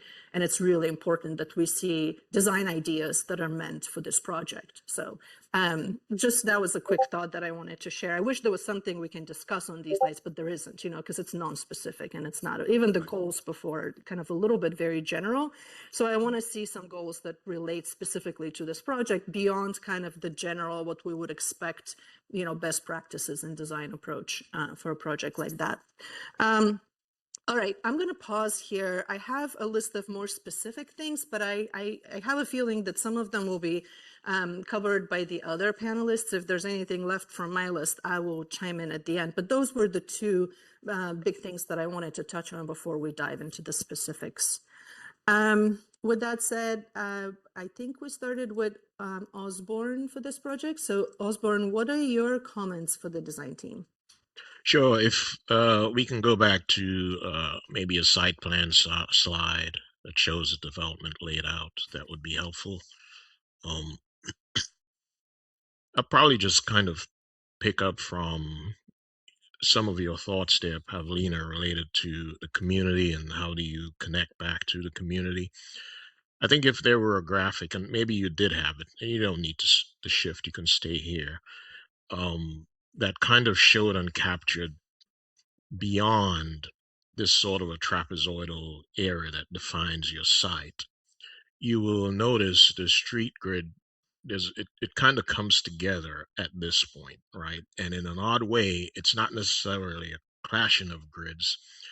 I think it's an easing of grids. And what I mean by that is it just seems to me the B&O right of way and the railroad alignment offers you some opportunities to kind of transition and arguably bring those communities kind of into your site. And it may seem as though initially that the railroad is like a hard edge, but I think it can be of convenience to you and how you organize your elements. Granted, there are a number of kind of big infrastructural elements around here that inform in how you organize the site, particularly the easement or their the underground easement. That's one, but I think that's actually even a lesser concern of mine. The other is you're trying to build on the existing street that's there that comes in off of Cary and kind of connects back to Arlington. But I'm not sure you're kind of really taking advantage of that. I understand there's utilities and stuff that's probably in that street today. And to be able to have a viable project, you can't ignore that. You have to consider it. So all that's reasonable, it's rational, and it's great. My concern, though, is Carrollton. A lot is being hinged from your perspective on extending that street through. But is it really as important as, let's say, Arlington or even Cary Street, right? I understand the benefits and the convenience and how it affords your project a certain amount of flexibility by bringing it through, and you can. But how you terminate that street or how you transition that street into the project, I think it's still a little bit questionable to me. And I think the reason it's happening is because of some of the other constraints or requirements of your project, such as you got to maintain the grocer. And I do understand that. I appreciate that. Good. The office building to the corner of Pratt and Carey, maybe to a lesser extent. And that's probably the reason, in part, why you're thinking that at some later date that might be able to be phased differently and handled in a different manner, but you don't want it to be as a constraint, or you don't want it to be such a hard criteria similar to what the grocer is. Right? So then the question becomes, it seems to me that your project is kind of being divvied up into two parts. There's kind of the commercial, long lasting anchor tenant type piece, which is to the east side of the site, and then there's the great opportunities to the west. Oh, but by the way, you still need to respect and transition back to the communities to the west. So, but when I look at the layout, I can come to the conclusion to some extent that in a way you're almost like turning your backs on the communities, right? Particularly to the south. And whether that's by design, it's intentional, or it's kind of like an unintended consequence, and we're kind of rationalizing that because we do have the BNO crossing through, I don't know, right? But I do believe we should take a little bit more effort, expend a bit more effort to try to bring that community into your site. But then there's also the flip side argument that, this is Baltimore, and it's a town of communities, and each community is unique. We may not always want to stitch into the next community, so you have to consider that. But in a way, I think your site can mediate some of that, right? But you have to make that concerted effort to bring them in.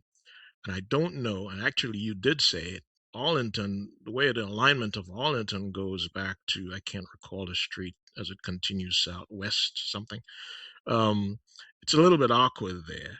So if you're trying to connect to Pigtown that way, maybe that's where the cars connect.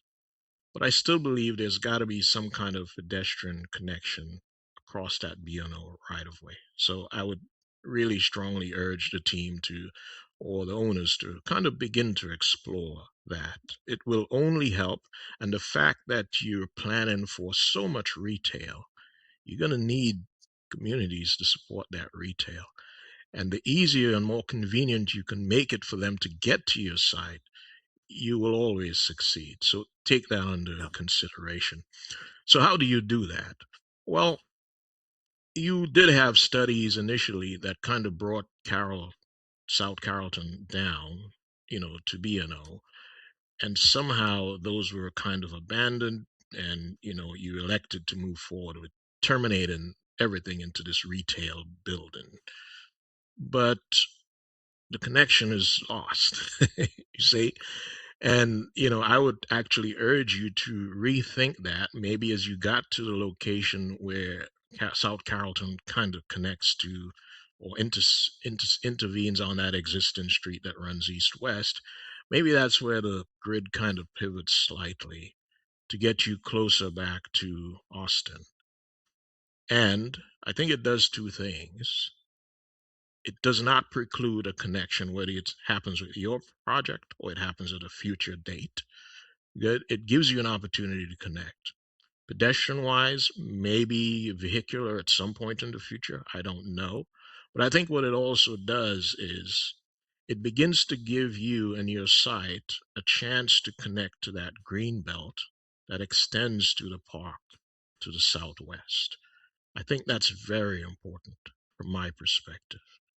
That brings me now to the town green, right? So is the town green appropriately or correctly located?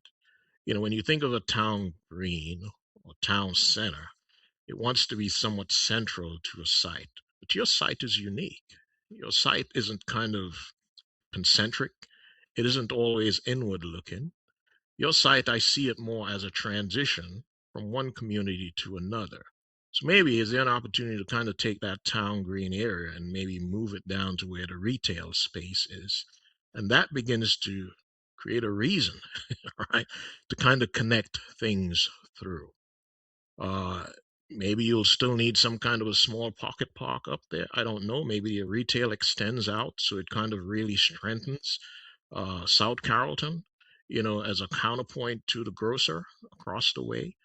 So I think these are things you need to kind of consider moving forward. Just a few more points. I still think this kind of railroad path or piece of infrastructure that crosses through at the edge of your site. This is a very important edge of your site, this kind of south area here.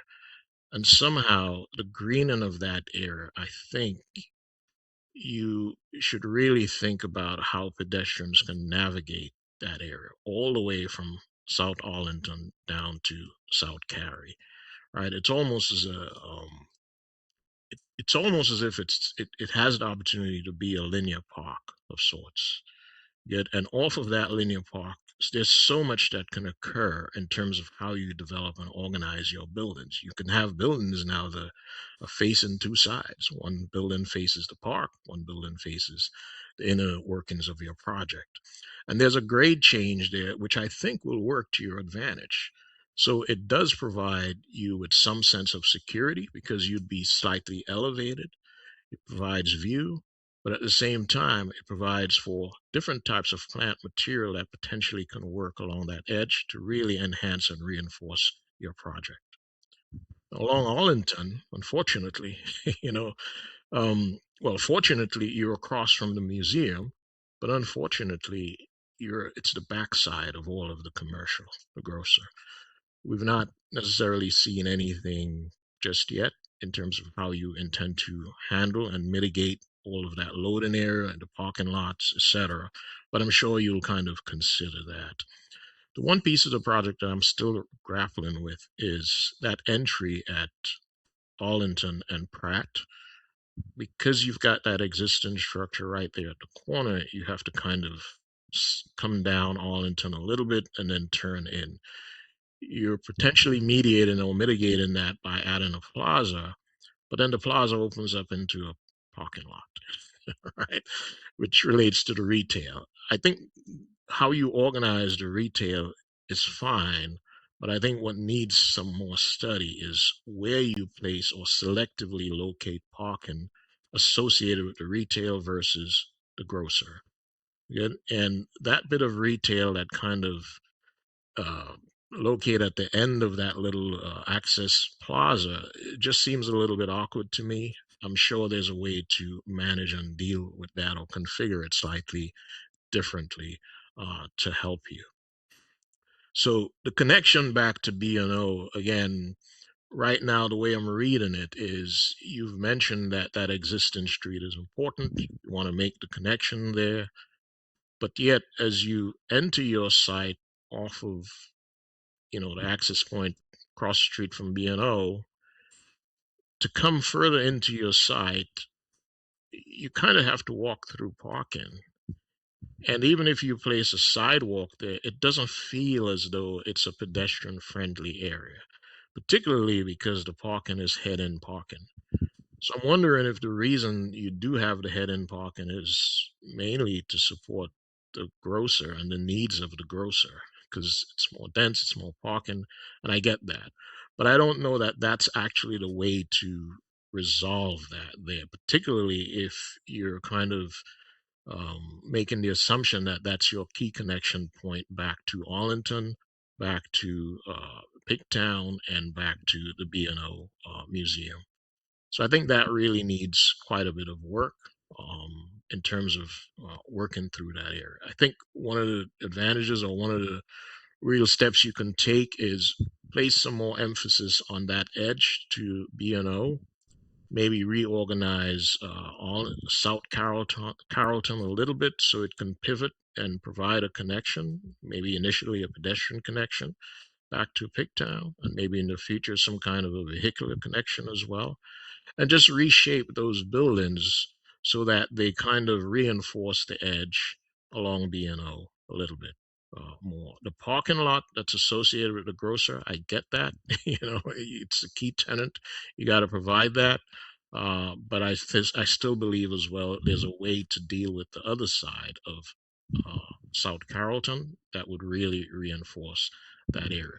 Just two more comments. The retail, I think, is good. It's a great opportunity. A lot of projects of this size, they come in, and it's probably 90% residential and 10% retail. It seems as though you've struck a better balance, certainly at the street level. But I think you should give it some thought in terms of modulating how that retail works. Retail is tricky. I get it, because you got to find a tenant. You got to find the appropriate tenant. You already have a large anchor tenant here in the grocer. So you're looking for more intimate community type retail elements here. And I do understand that. But I still think not everything just needs to be a box, right? There are ways to work through who goes where. And then finally, on the building typologies, in my question, I did ask, it sounds as though you do have some flexibility in terms of modulating heights. And I think what cued me into that was the comment related to adding stoops along South Carey. That's great and that's wonderful, but it has to be tied to a building typology that supports that and one that really works. And then my final comment here is McHenry Street. I do understand why you're not bringing it through, but that pedestrian crossing between the block to the north and the central L there, where that little bump of retail across from the town center, I don't know if it's an issue just yet, and maybe when you develop the layouts a little bit further, we will better understand this. But that kind of connection, it could set up a situation where you have a bunch of mid-block crossings. And because you're so close to that signalized intersection, I don't know if that's truly safe. The reason I'm saying that too is if someone comes down McHenry and they want to get into your development to go to the retail, how do they get across the street? Right? It's not a natural crossing point. So you need to really think about that. Right? But altogether, it's a big project, 15 acres. It does seem to support the 800 plus units. But I think if I were to leave you with one thought here, it's all about connectivity. There's so many things you're trying to connect to. You have to really step back, rationalize it, and find a way to do this in an eased fashion. Those are my comments. Thank you. Thank you very much. Thank you, Osborne. Kevin, what are your thoughts? Thanks. Wow, what a fascinating project. I'm just really intrigued by this, and really appreciate you coming in at this early stage. And I know probably some of my comments, like, they're maybe not going to be totally fair, because like I've been looking at this for one day, and you guys have been working on it for months or years, however long. But as I said, like, in many ways, like, I completely understand, like, the logic behind almost all of your moves and the way you walked us through it. And I and then when you kind of look at the aerial views, you sort of see there's a certain sense of order, and it kind of makes sense in a way with the grid in many ways. But then somehow, like, underneath all of that, there was something very, very deeply, like, unsatisfying to me about sort of the outcome. And I think it's when I try to just, like, land myself, like, at eye level in any location, like, in the plan, and like I just imagine what that view is. And I think once you begin to generate those views, it'll probably bear this out. But like, no matter where you are, you're always, like, adjacent to some, like, sea of some like, bay of parking or sea of parking. Like, no matter where you are, there's very few locations where you're sort of in a real space, or like a two-sided road that doesn't sort of right around the like the next 10 feet that open up to kind of parking. So I think my feeling is that that's going to amount to what feels like a series of fairly rationalized buildings, but like placed in in seas of parking, right? And you even have, like, like South Carrollton is like a road that's wants to be a main street, but then on one a huge chunk of it is like half of the street is just a parking lot. I mean, sorry, on the other side of it is a parking lot. At that point, the whole thing might as well just be a parking lot. So I'm sort of given that kind of, and I completely understand, like, why why this is where it is, and especially with having to have spaces between buildings to accommodate that easeway, it just adds another layer of complexity to how you work out this grid. That's like it's fighting each other. So to me, like when these are kind of like unsatisfying results, like they kind of keep, this is the kind of project I'm sure that kind of keeps you up at night, right? Like how can you kind of break free of something? What can you kind of, I don't know, what kind of provocation or what kind of element can you just like shift to kind of unlock some other approach? And I guess when I was just looking at this, I kind of thought, again, these might be things you've already thought about or might be completely, premature or maybe like not appropriate to suggest. But when I was looking at it, on the plan where the parking is for the B&O, like that large sort of parking lot along Arlington, that to me seems like the perfect location. It's actually perfectly sized for like a 2 or 3 or 4 story deck that could serve both the museum and the grocer, right? And then sort of like just embrace like that sort of interior moment to be the place where service and sort of like where non-pedestrian oriented things are happening, and and just sort of completely free up that parking lot in front of the grocer and turn that back over into something that could contribute to sort of apartment buildings or the mixed use environment that you're trying to create. And again, like I know that's completely contingent on if that works for the Railroad Museum or if they would be open to that or if that would even serve their needs. But one could imagine if it did actually provide an advantage to them for whatever reason, it could be like they could unlock enough land value for you on your site that it's actually worth contributing to something like that, even though it's off-site, because it sort of completely frees up this sort of the sea of parking in the center where you really want some sort of like a central meeting space or something more park-like or plaza-like to happen, long term. So that was sort of like one sort of initial thought, like what if you tested that and does that unlock something? I think the other thing I already mentioned was what if you tested a more organic grid that embraced that easement and then was really a little bit more reminiscent of the patterns and the sort of the palimpsest of how the tracks how the site used to look in that historic photo that you showed earlier on. Like, what if there was something more organic? And I can't believe I'm saying it because I would usually never suggest that because it's efficient and clear. Like it's easy to think about streets and alleys and like that's how the way you want urban Baltimore to be, but given like the constraints that it's putting on you, sometimes testing a bad idea can like it might lead to some intermediate or sort of some other kind of idea that just adds riches to what you're doing, and maybe you revert back, but you have like a different kind of perspective on it. So, anyways, those are kind of like I just think that would be a big way to sort of. I think those, would be interesting approaches to kind of just like shake things up a little bit and see where it goes. I love the idea of thinking about the railroad track as like a kind of a linear park that Osborne just mentioned, and I think looking at how one could cross it is a really great idea. I think just slightly loosening the grid, like if Carrollton came down and then bent in the same way that Arlington bends and kind of connects with the street on the other side, and even if it's just a pedestrian connection, again, it just sort of ties it into the community. This is such a transformative and big project that I really don't think that holding on to that signalized light at the existing street should be driving big framework decisions. I think if it makes more sense to bring McHenry and Ramsey across, like I don't see why those blocks wouldn't work. You'd still end up with blocks in with the right dimensions for development parcels. To me, that's just a very obvious way to kind of better link to everything west of South Cary. I would look at that as well and just rethink that.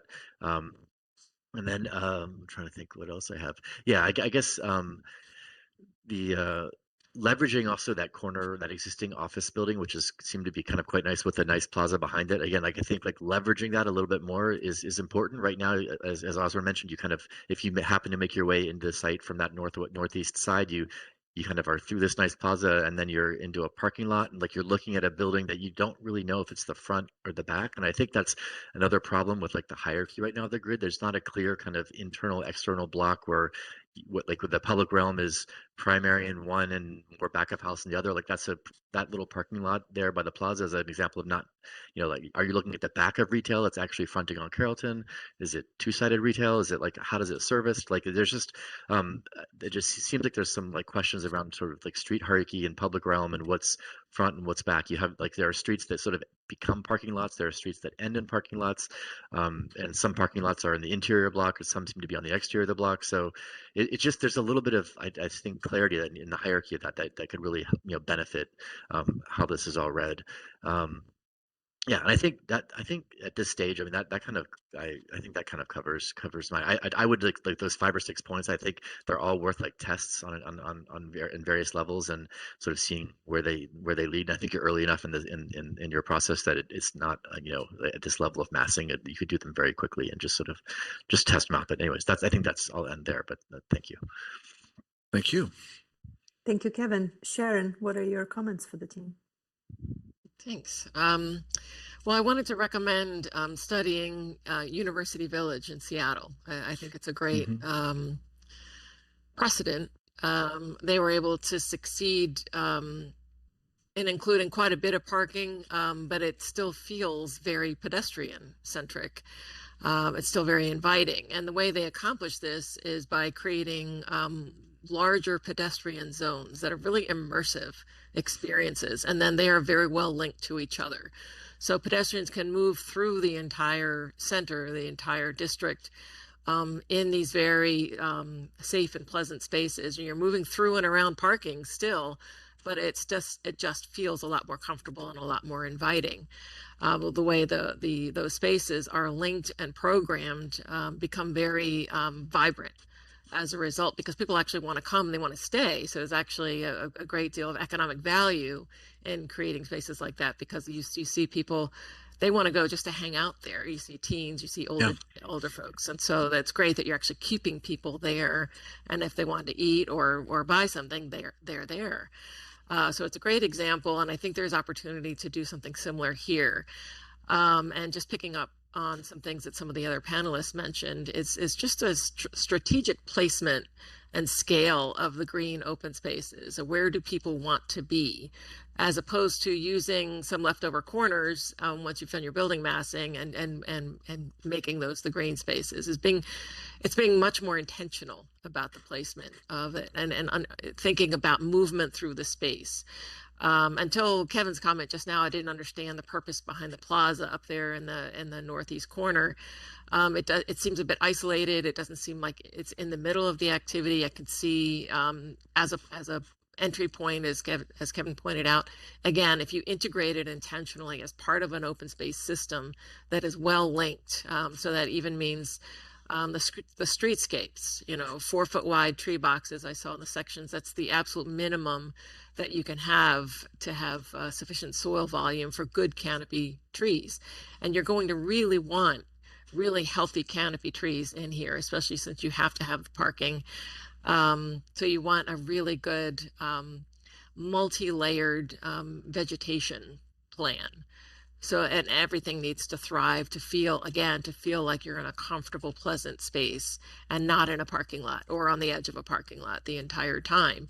And if you look at the plan as it exists now, you're either in the parking lot or on the edge of the parking lot almost everywhere here. So where are the pedestrian zones that make you feel like you're not in a parking lot? So that was my, I think main emphasis is that public open space system and creating that very intentionally, but then also connectivity. And I think that was Osborne's one of his main points. But I agree, we really need to emphasize this, and especially with the B&O Railroad Museum, whether it's the visual connection or the physical connections, pedestrian, vehicular, acknowledging the programs there. The Polar Express event is very, very popular. Yep.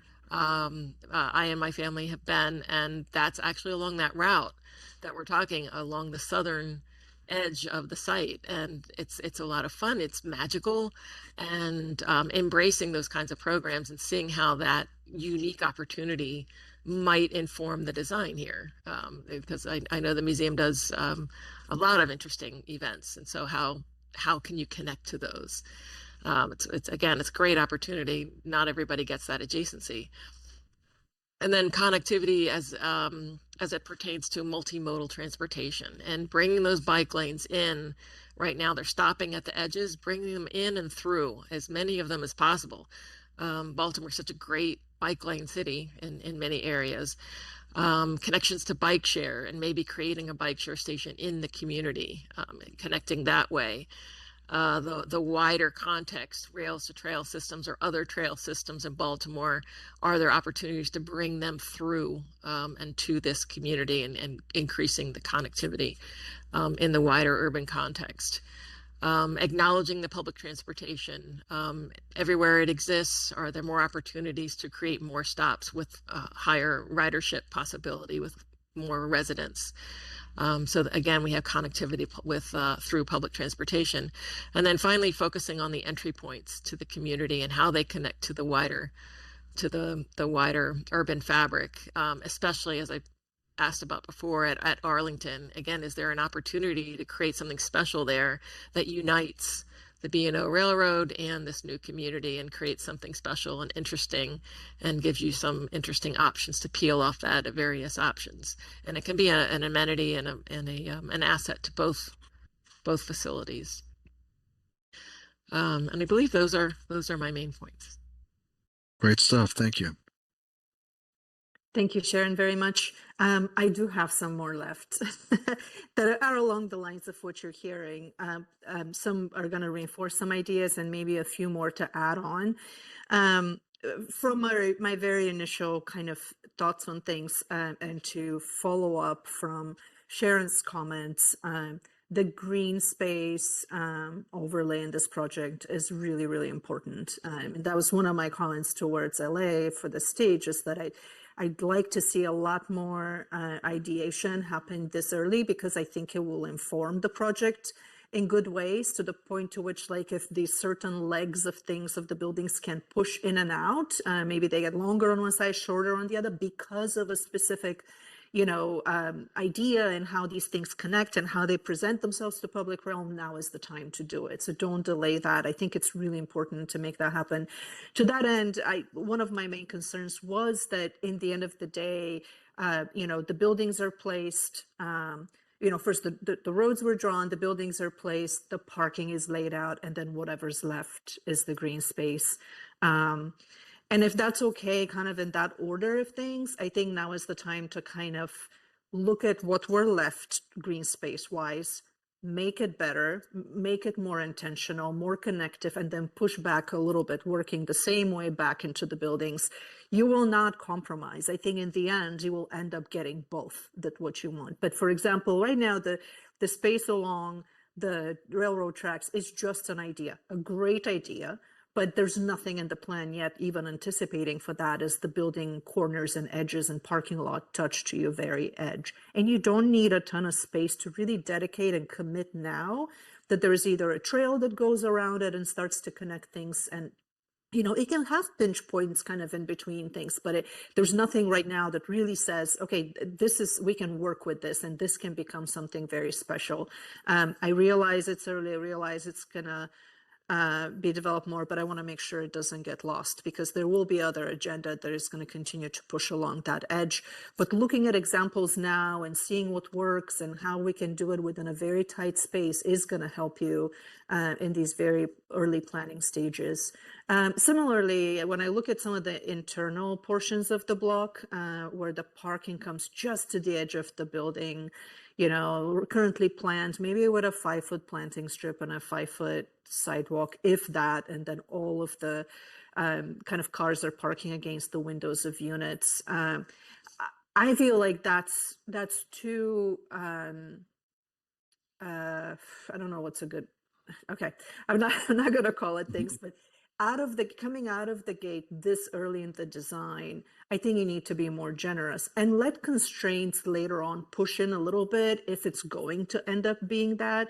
But right now I'm realizing that if you just remove 4 parking spaces in the north-south direction from your internal parking lots along Carey Street apartment buildings, you will gain another 9 feet of space, green space against the building, which could become little patios out of those units. It infinitely starts to increase the quality of life of these units and sense of community, and it costs you 4 parking spaces. And I'd rather start there right now, kind of in this like very diagrammatic thing, and let them go away later if you really need those 4 parking spaces. But I guarantee you, in the long range of things, you may not come back looking for them, but you will have such a better kind of communal, kind of residential experience. So I would like to, now that sort of the buildings have been laid out, you've solved quite a bit for this like really complicated site and condition. Clearly, there's a lot of things to refine and continue to solve through. But I think it has to be approached now from the other perspective of what actually will make this, will bring quality of life and will really make it better. So some of it is to become more intentional about the green space, define it typologically, use different crayon colors, like what's simply a green edge 5 foot against the building, what is an actual occupiable space with a different, that's maybe 10 feet or 12 feet, and then what is kind of a more gathering space. I think starting to wrap your head around is it's what Sharon is telling you. It will result in a network, and then it will have some of these typological things. You don't have to design any of it. You don't have to put a single tree in it and plan it, but you will understand how you're using the space that you have and how with like very little moves like that, you can make it infinitely better. I think it's an important study to do at this time. So the green space piece was a big on my list here.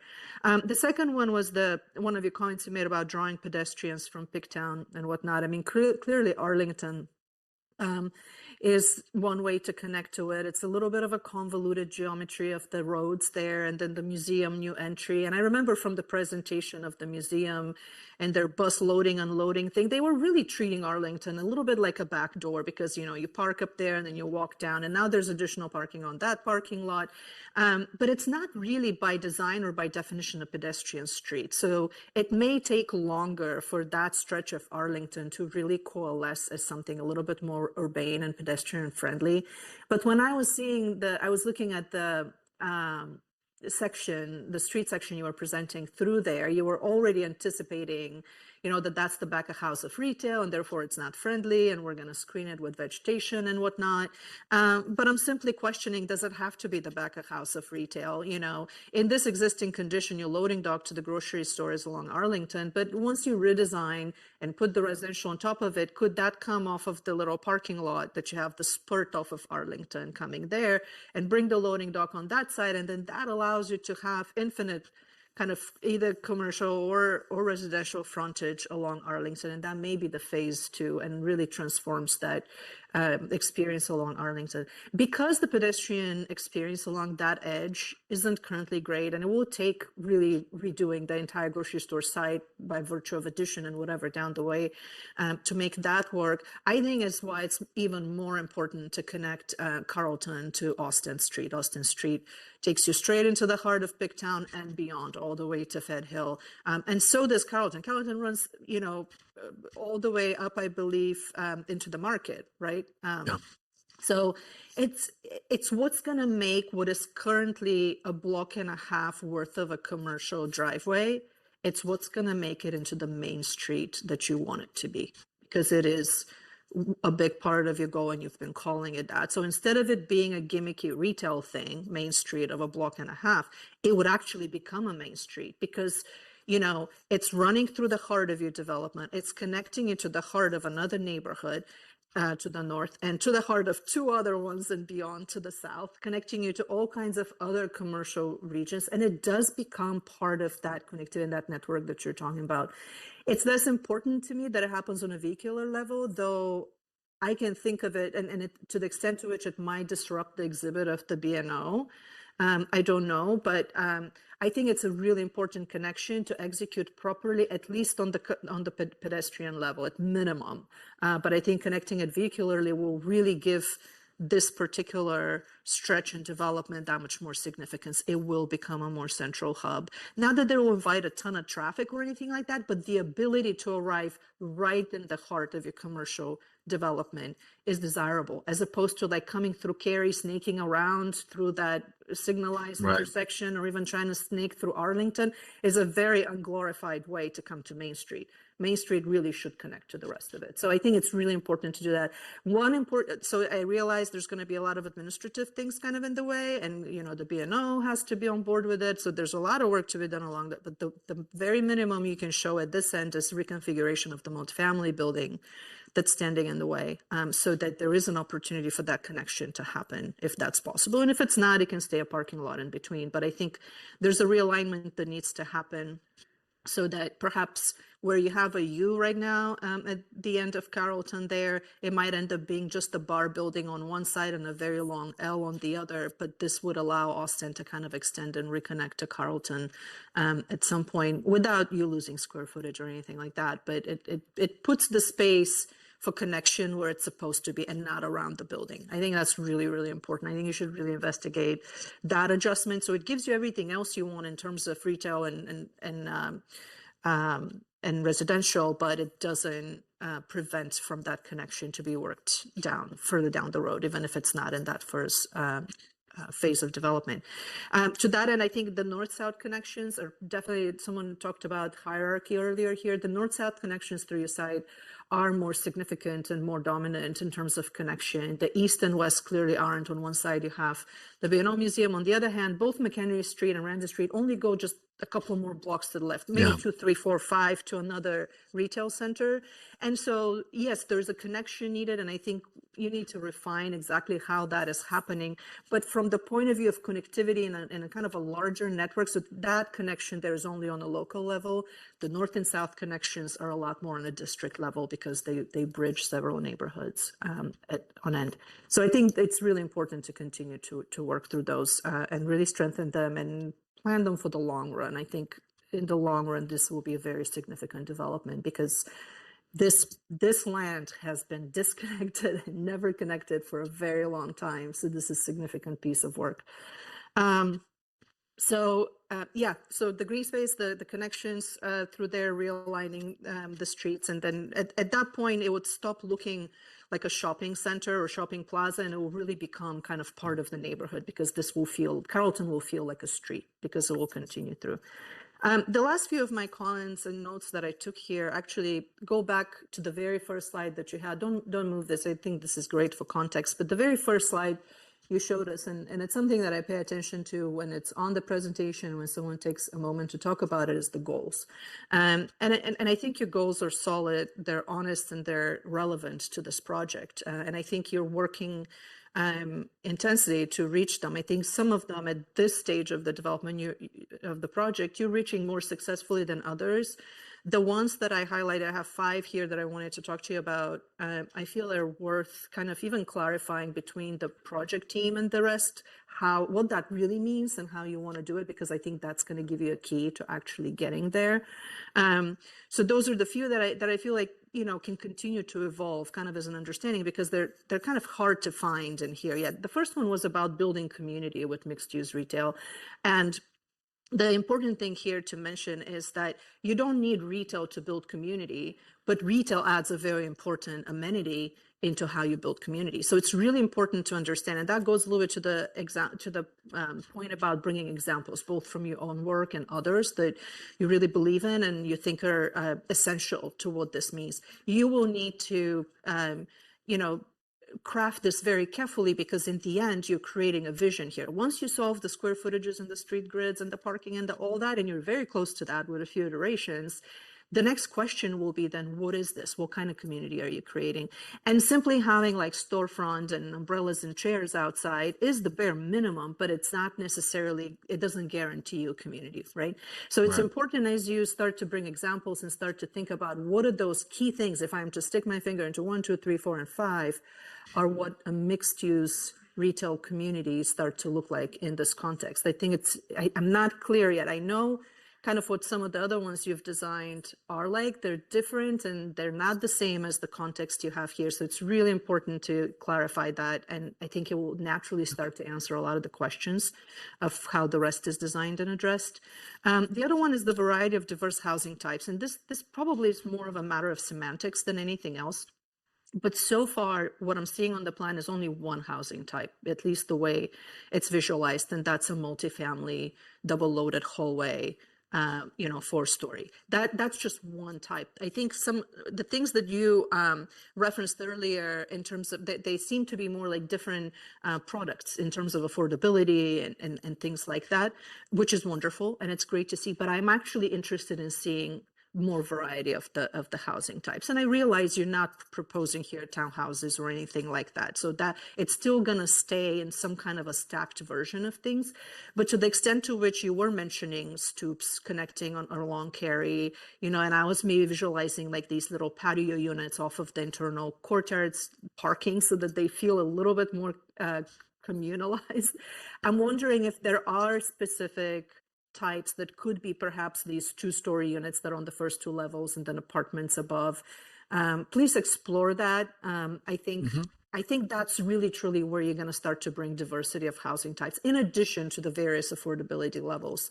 You have a very clean and efficient framework within which you're working, and I think you can build more richness in it by allowing for additional types to come in, because that will naturally bring, you know, units for families, units for, you know, singles, units for couples and for roommates and for all of that, right, that are not just your apartment unit on a double loaded hallway.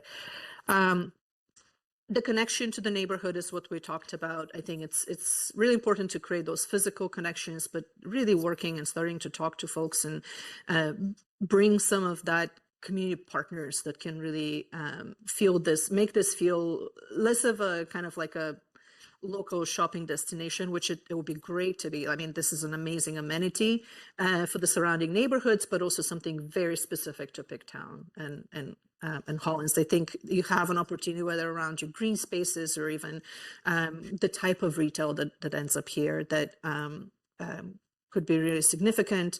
The Central Plaza activation has been talked about. The location of the green space is really important. I would put this in the bucket of like bring us examples. You know, there's certain things that the little green at Canton Crossing does, and there's certain things that it doesn't.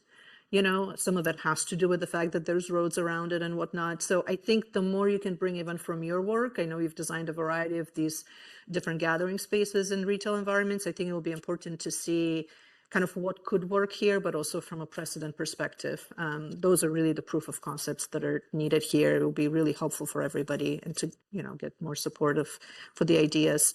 And it was mentioned in last one in the presentation was recreational activities for the residents. It was in your goals. I think it's really important to again, to be intentional about it. As it stands right now, there's very little outdoor space for the residents. You know, most of it is taken by cars. I realize you need to park folks. And other than the little town green, there really isn't much of a recreational space. And I know you're going to try to carve it out and steal it out of everything else that we have left on the site. But it's really important, obviously. And so I look forward to seeing creative ideas of how that can be accomplished. You don't need a ton. You don't need it in every single building or in every single corner of the development, but if you manage to do it successfully in one area, it will be the most popular place in this whole, you know, development and possibly the surrounding community. So it's important to kind of get the most bang for your buck when it comes to some of these ideas. And, you know, if it means, you know, slightly compromising one thing or another, I think it's important to accomplish that. Like I'm eyeing that plaza right there between the two existing buildings that you're maintaining and, you know, the B&O Railroad Museum connection there. I mean, I don't know if you need that big of a plaza. What is the programming there? Like, what could happen? Could that be like a big green, and can it be programmed with various community events? Maybe that's what you have in mind. But I think getting that level of specificity is extremely important, and it will help the overall plan. Okay, we're only 10 minutes over, but I think we managed to get through a lot. We really appreciate you sharing your work today. We really appreciate all of the work that's gone into it. I think everyone froze. Can you still hear me? Yeah, I can Okay, hear great, great. It's just my screen for a moment froze. Yeah. One thing I would say is that that utility line that came through between 25 and now did the project a huge favor. I think it forced you to break down the blocks. There were some really large buildings, kind of mega blocks before, and you've worked it very skillfully. I realize it's not an easy thing. It's happened before. Like you just think you figured something out and then that diagonal line comes through the property and you start all over. But I think in many ways, by having to work through it, it has forced you to kind of break the scale down into something that's more compatible, perhaps, and manageable with respect to the context. So I'm very optimistic and excited to see where you take it from here. I think it's in a good overall direction, and we've already outlined a number of different ways in which it can get richer and more successful. So thank you again for your work and for sharing this with us. With that, I'll hand it over to the planning department and see if there's any additional comments from them. Thank you. Thank you. Thank you very much. Great. Thank you very much to the panel for these comments. We've got a lot of notes here. Bob, if you could send me the current version of this presentation. I know there have been some edits since we saw it last week.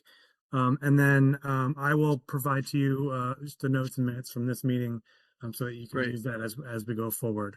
And that's about all we had.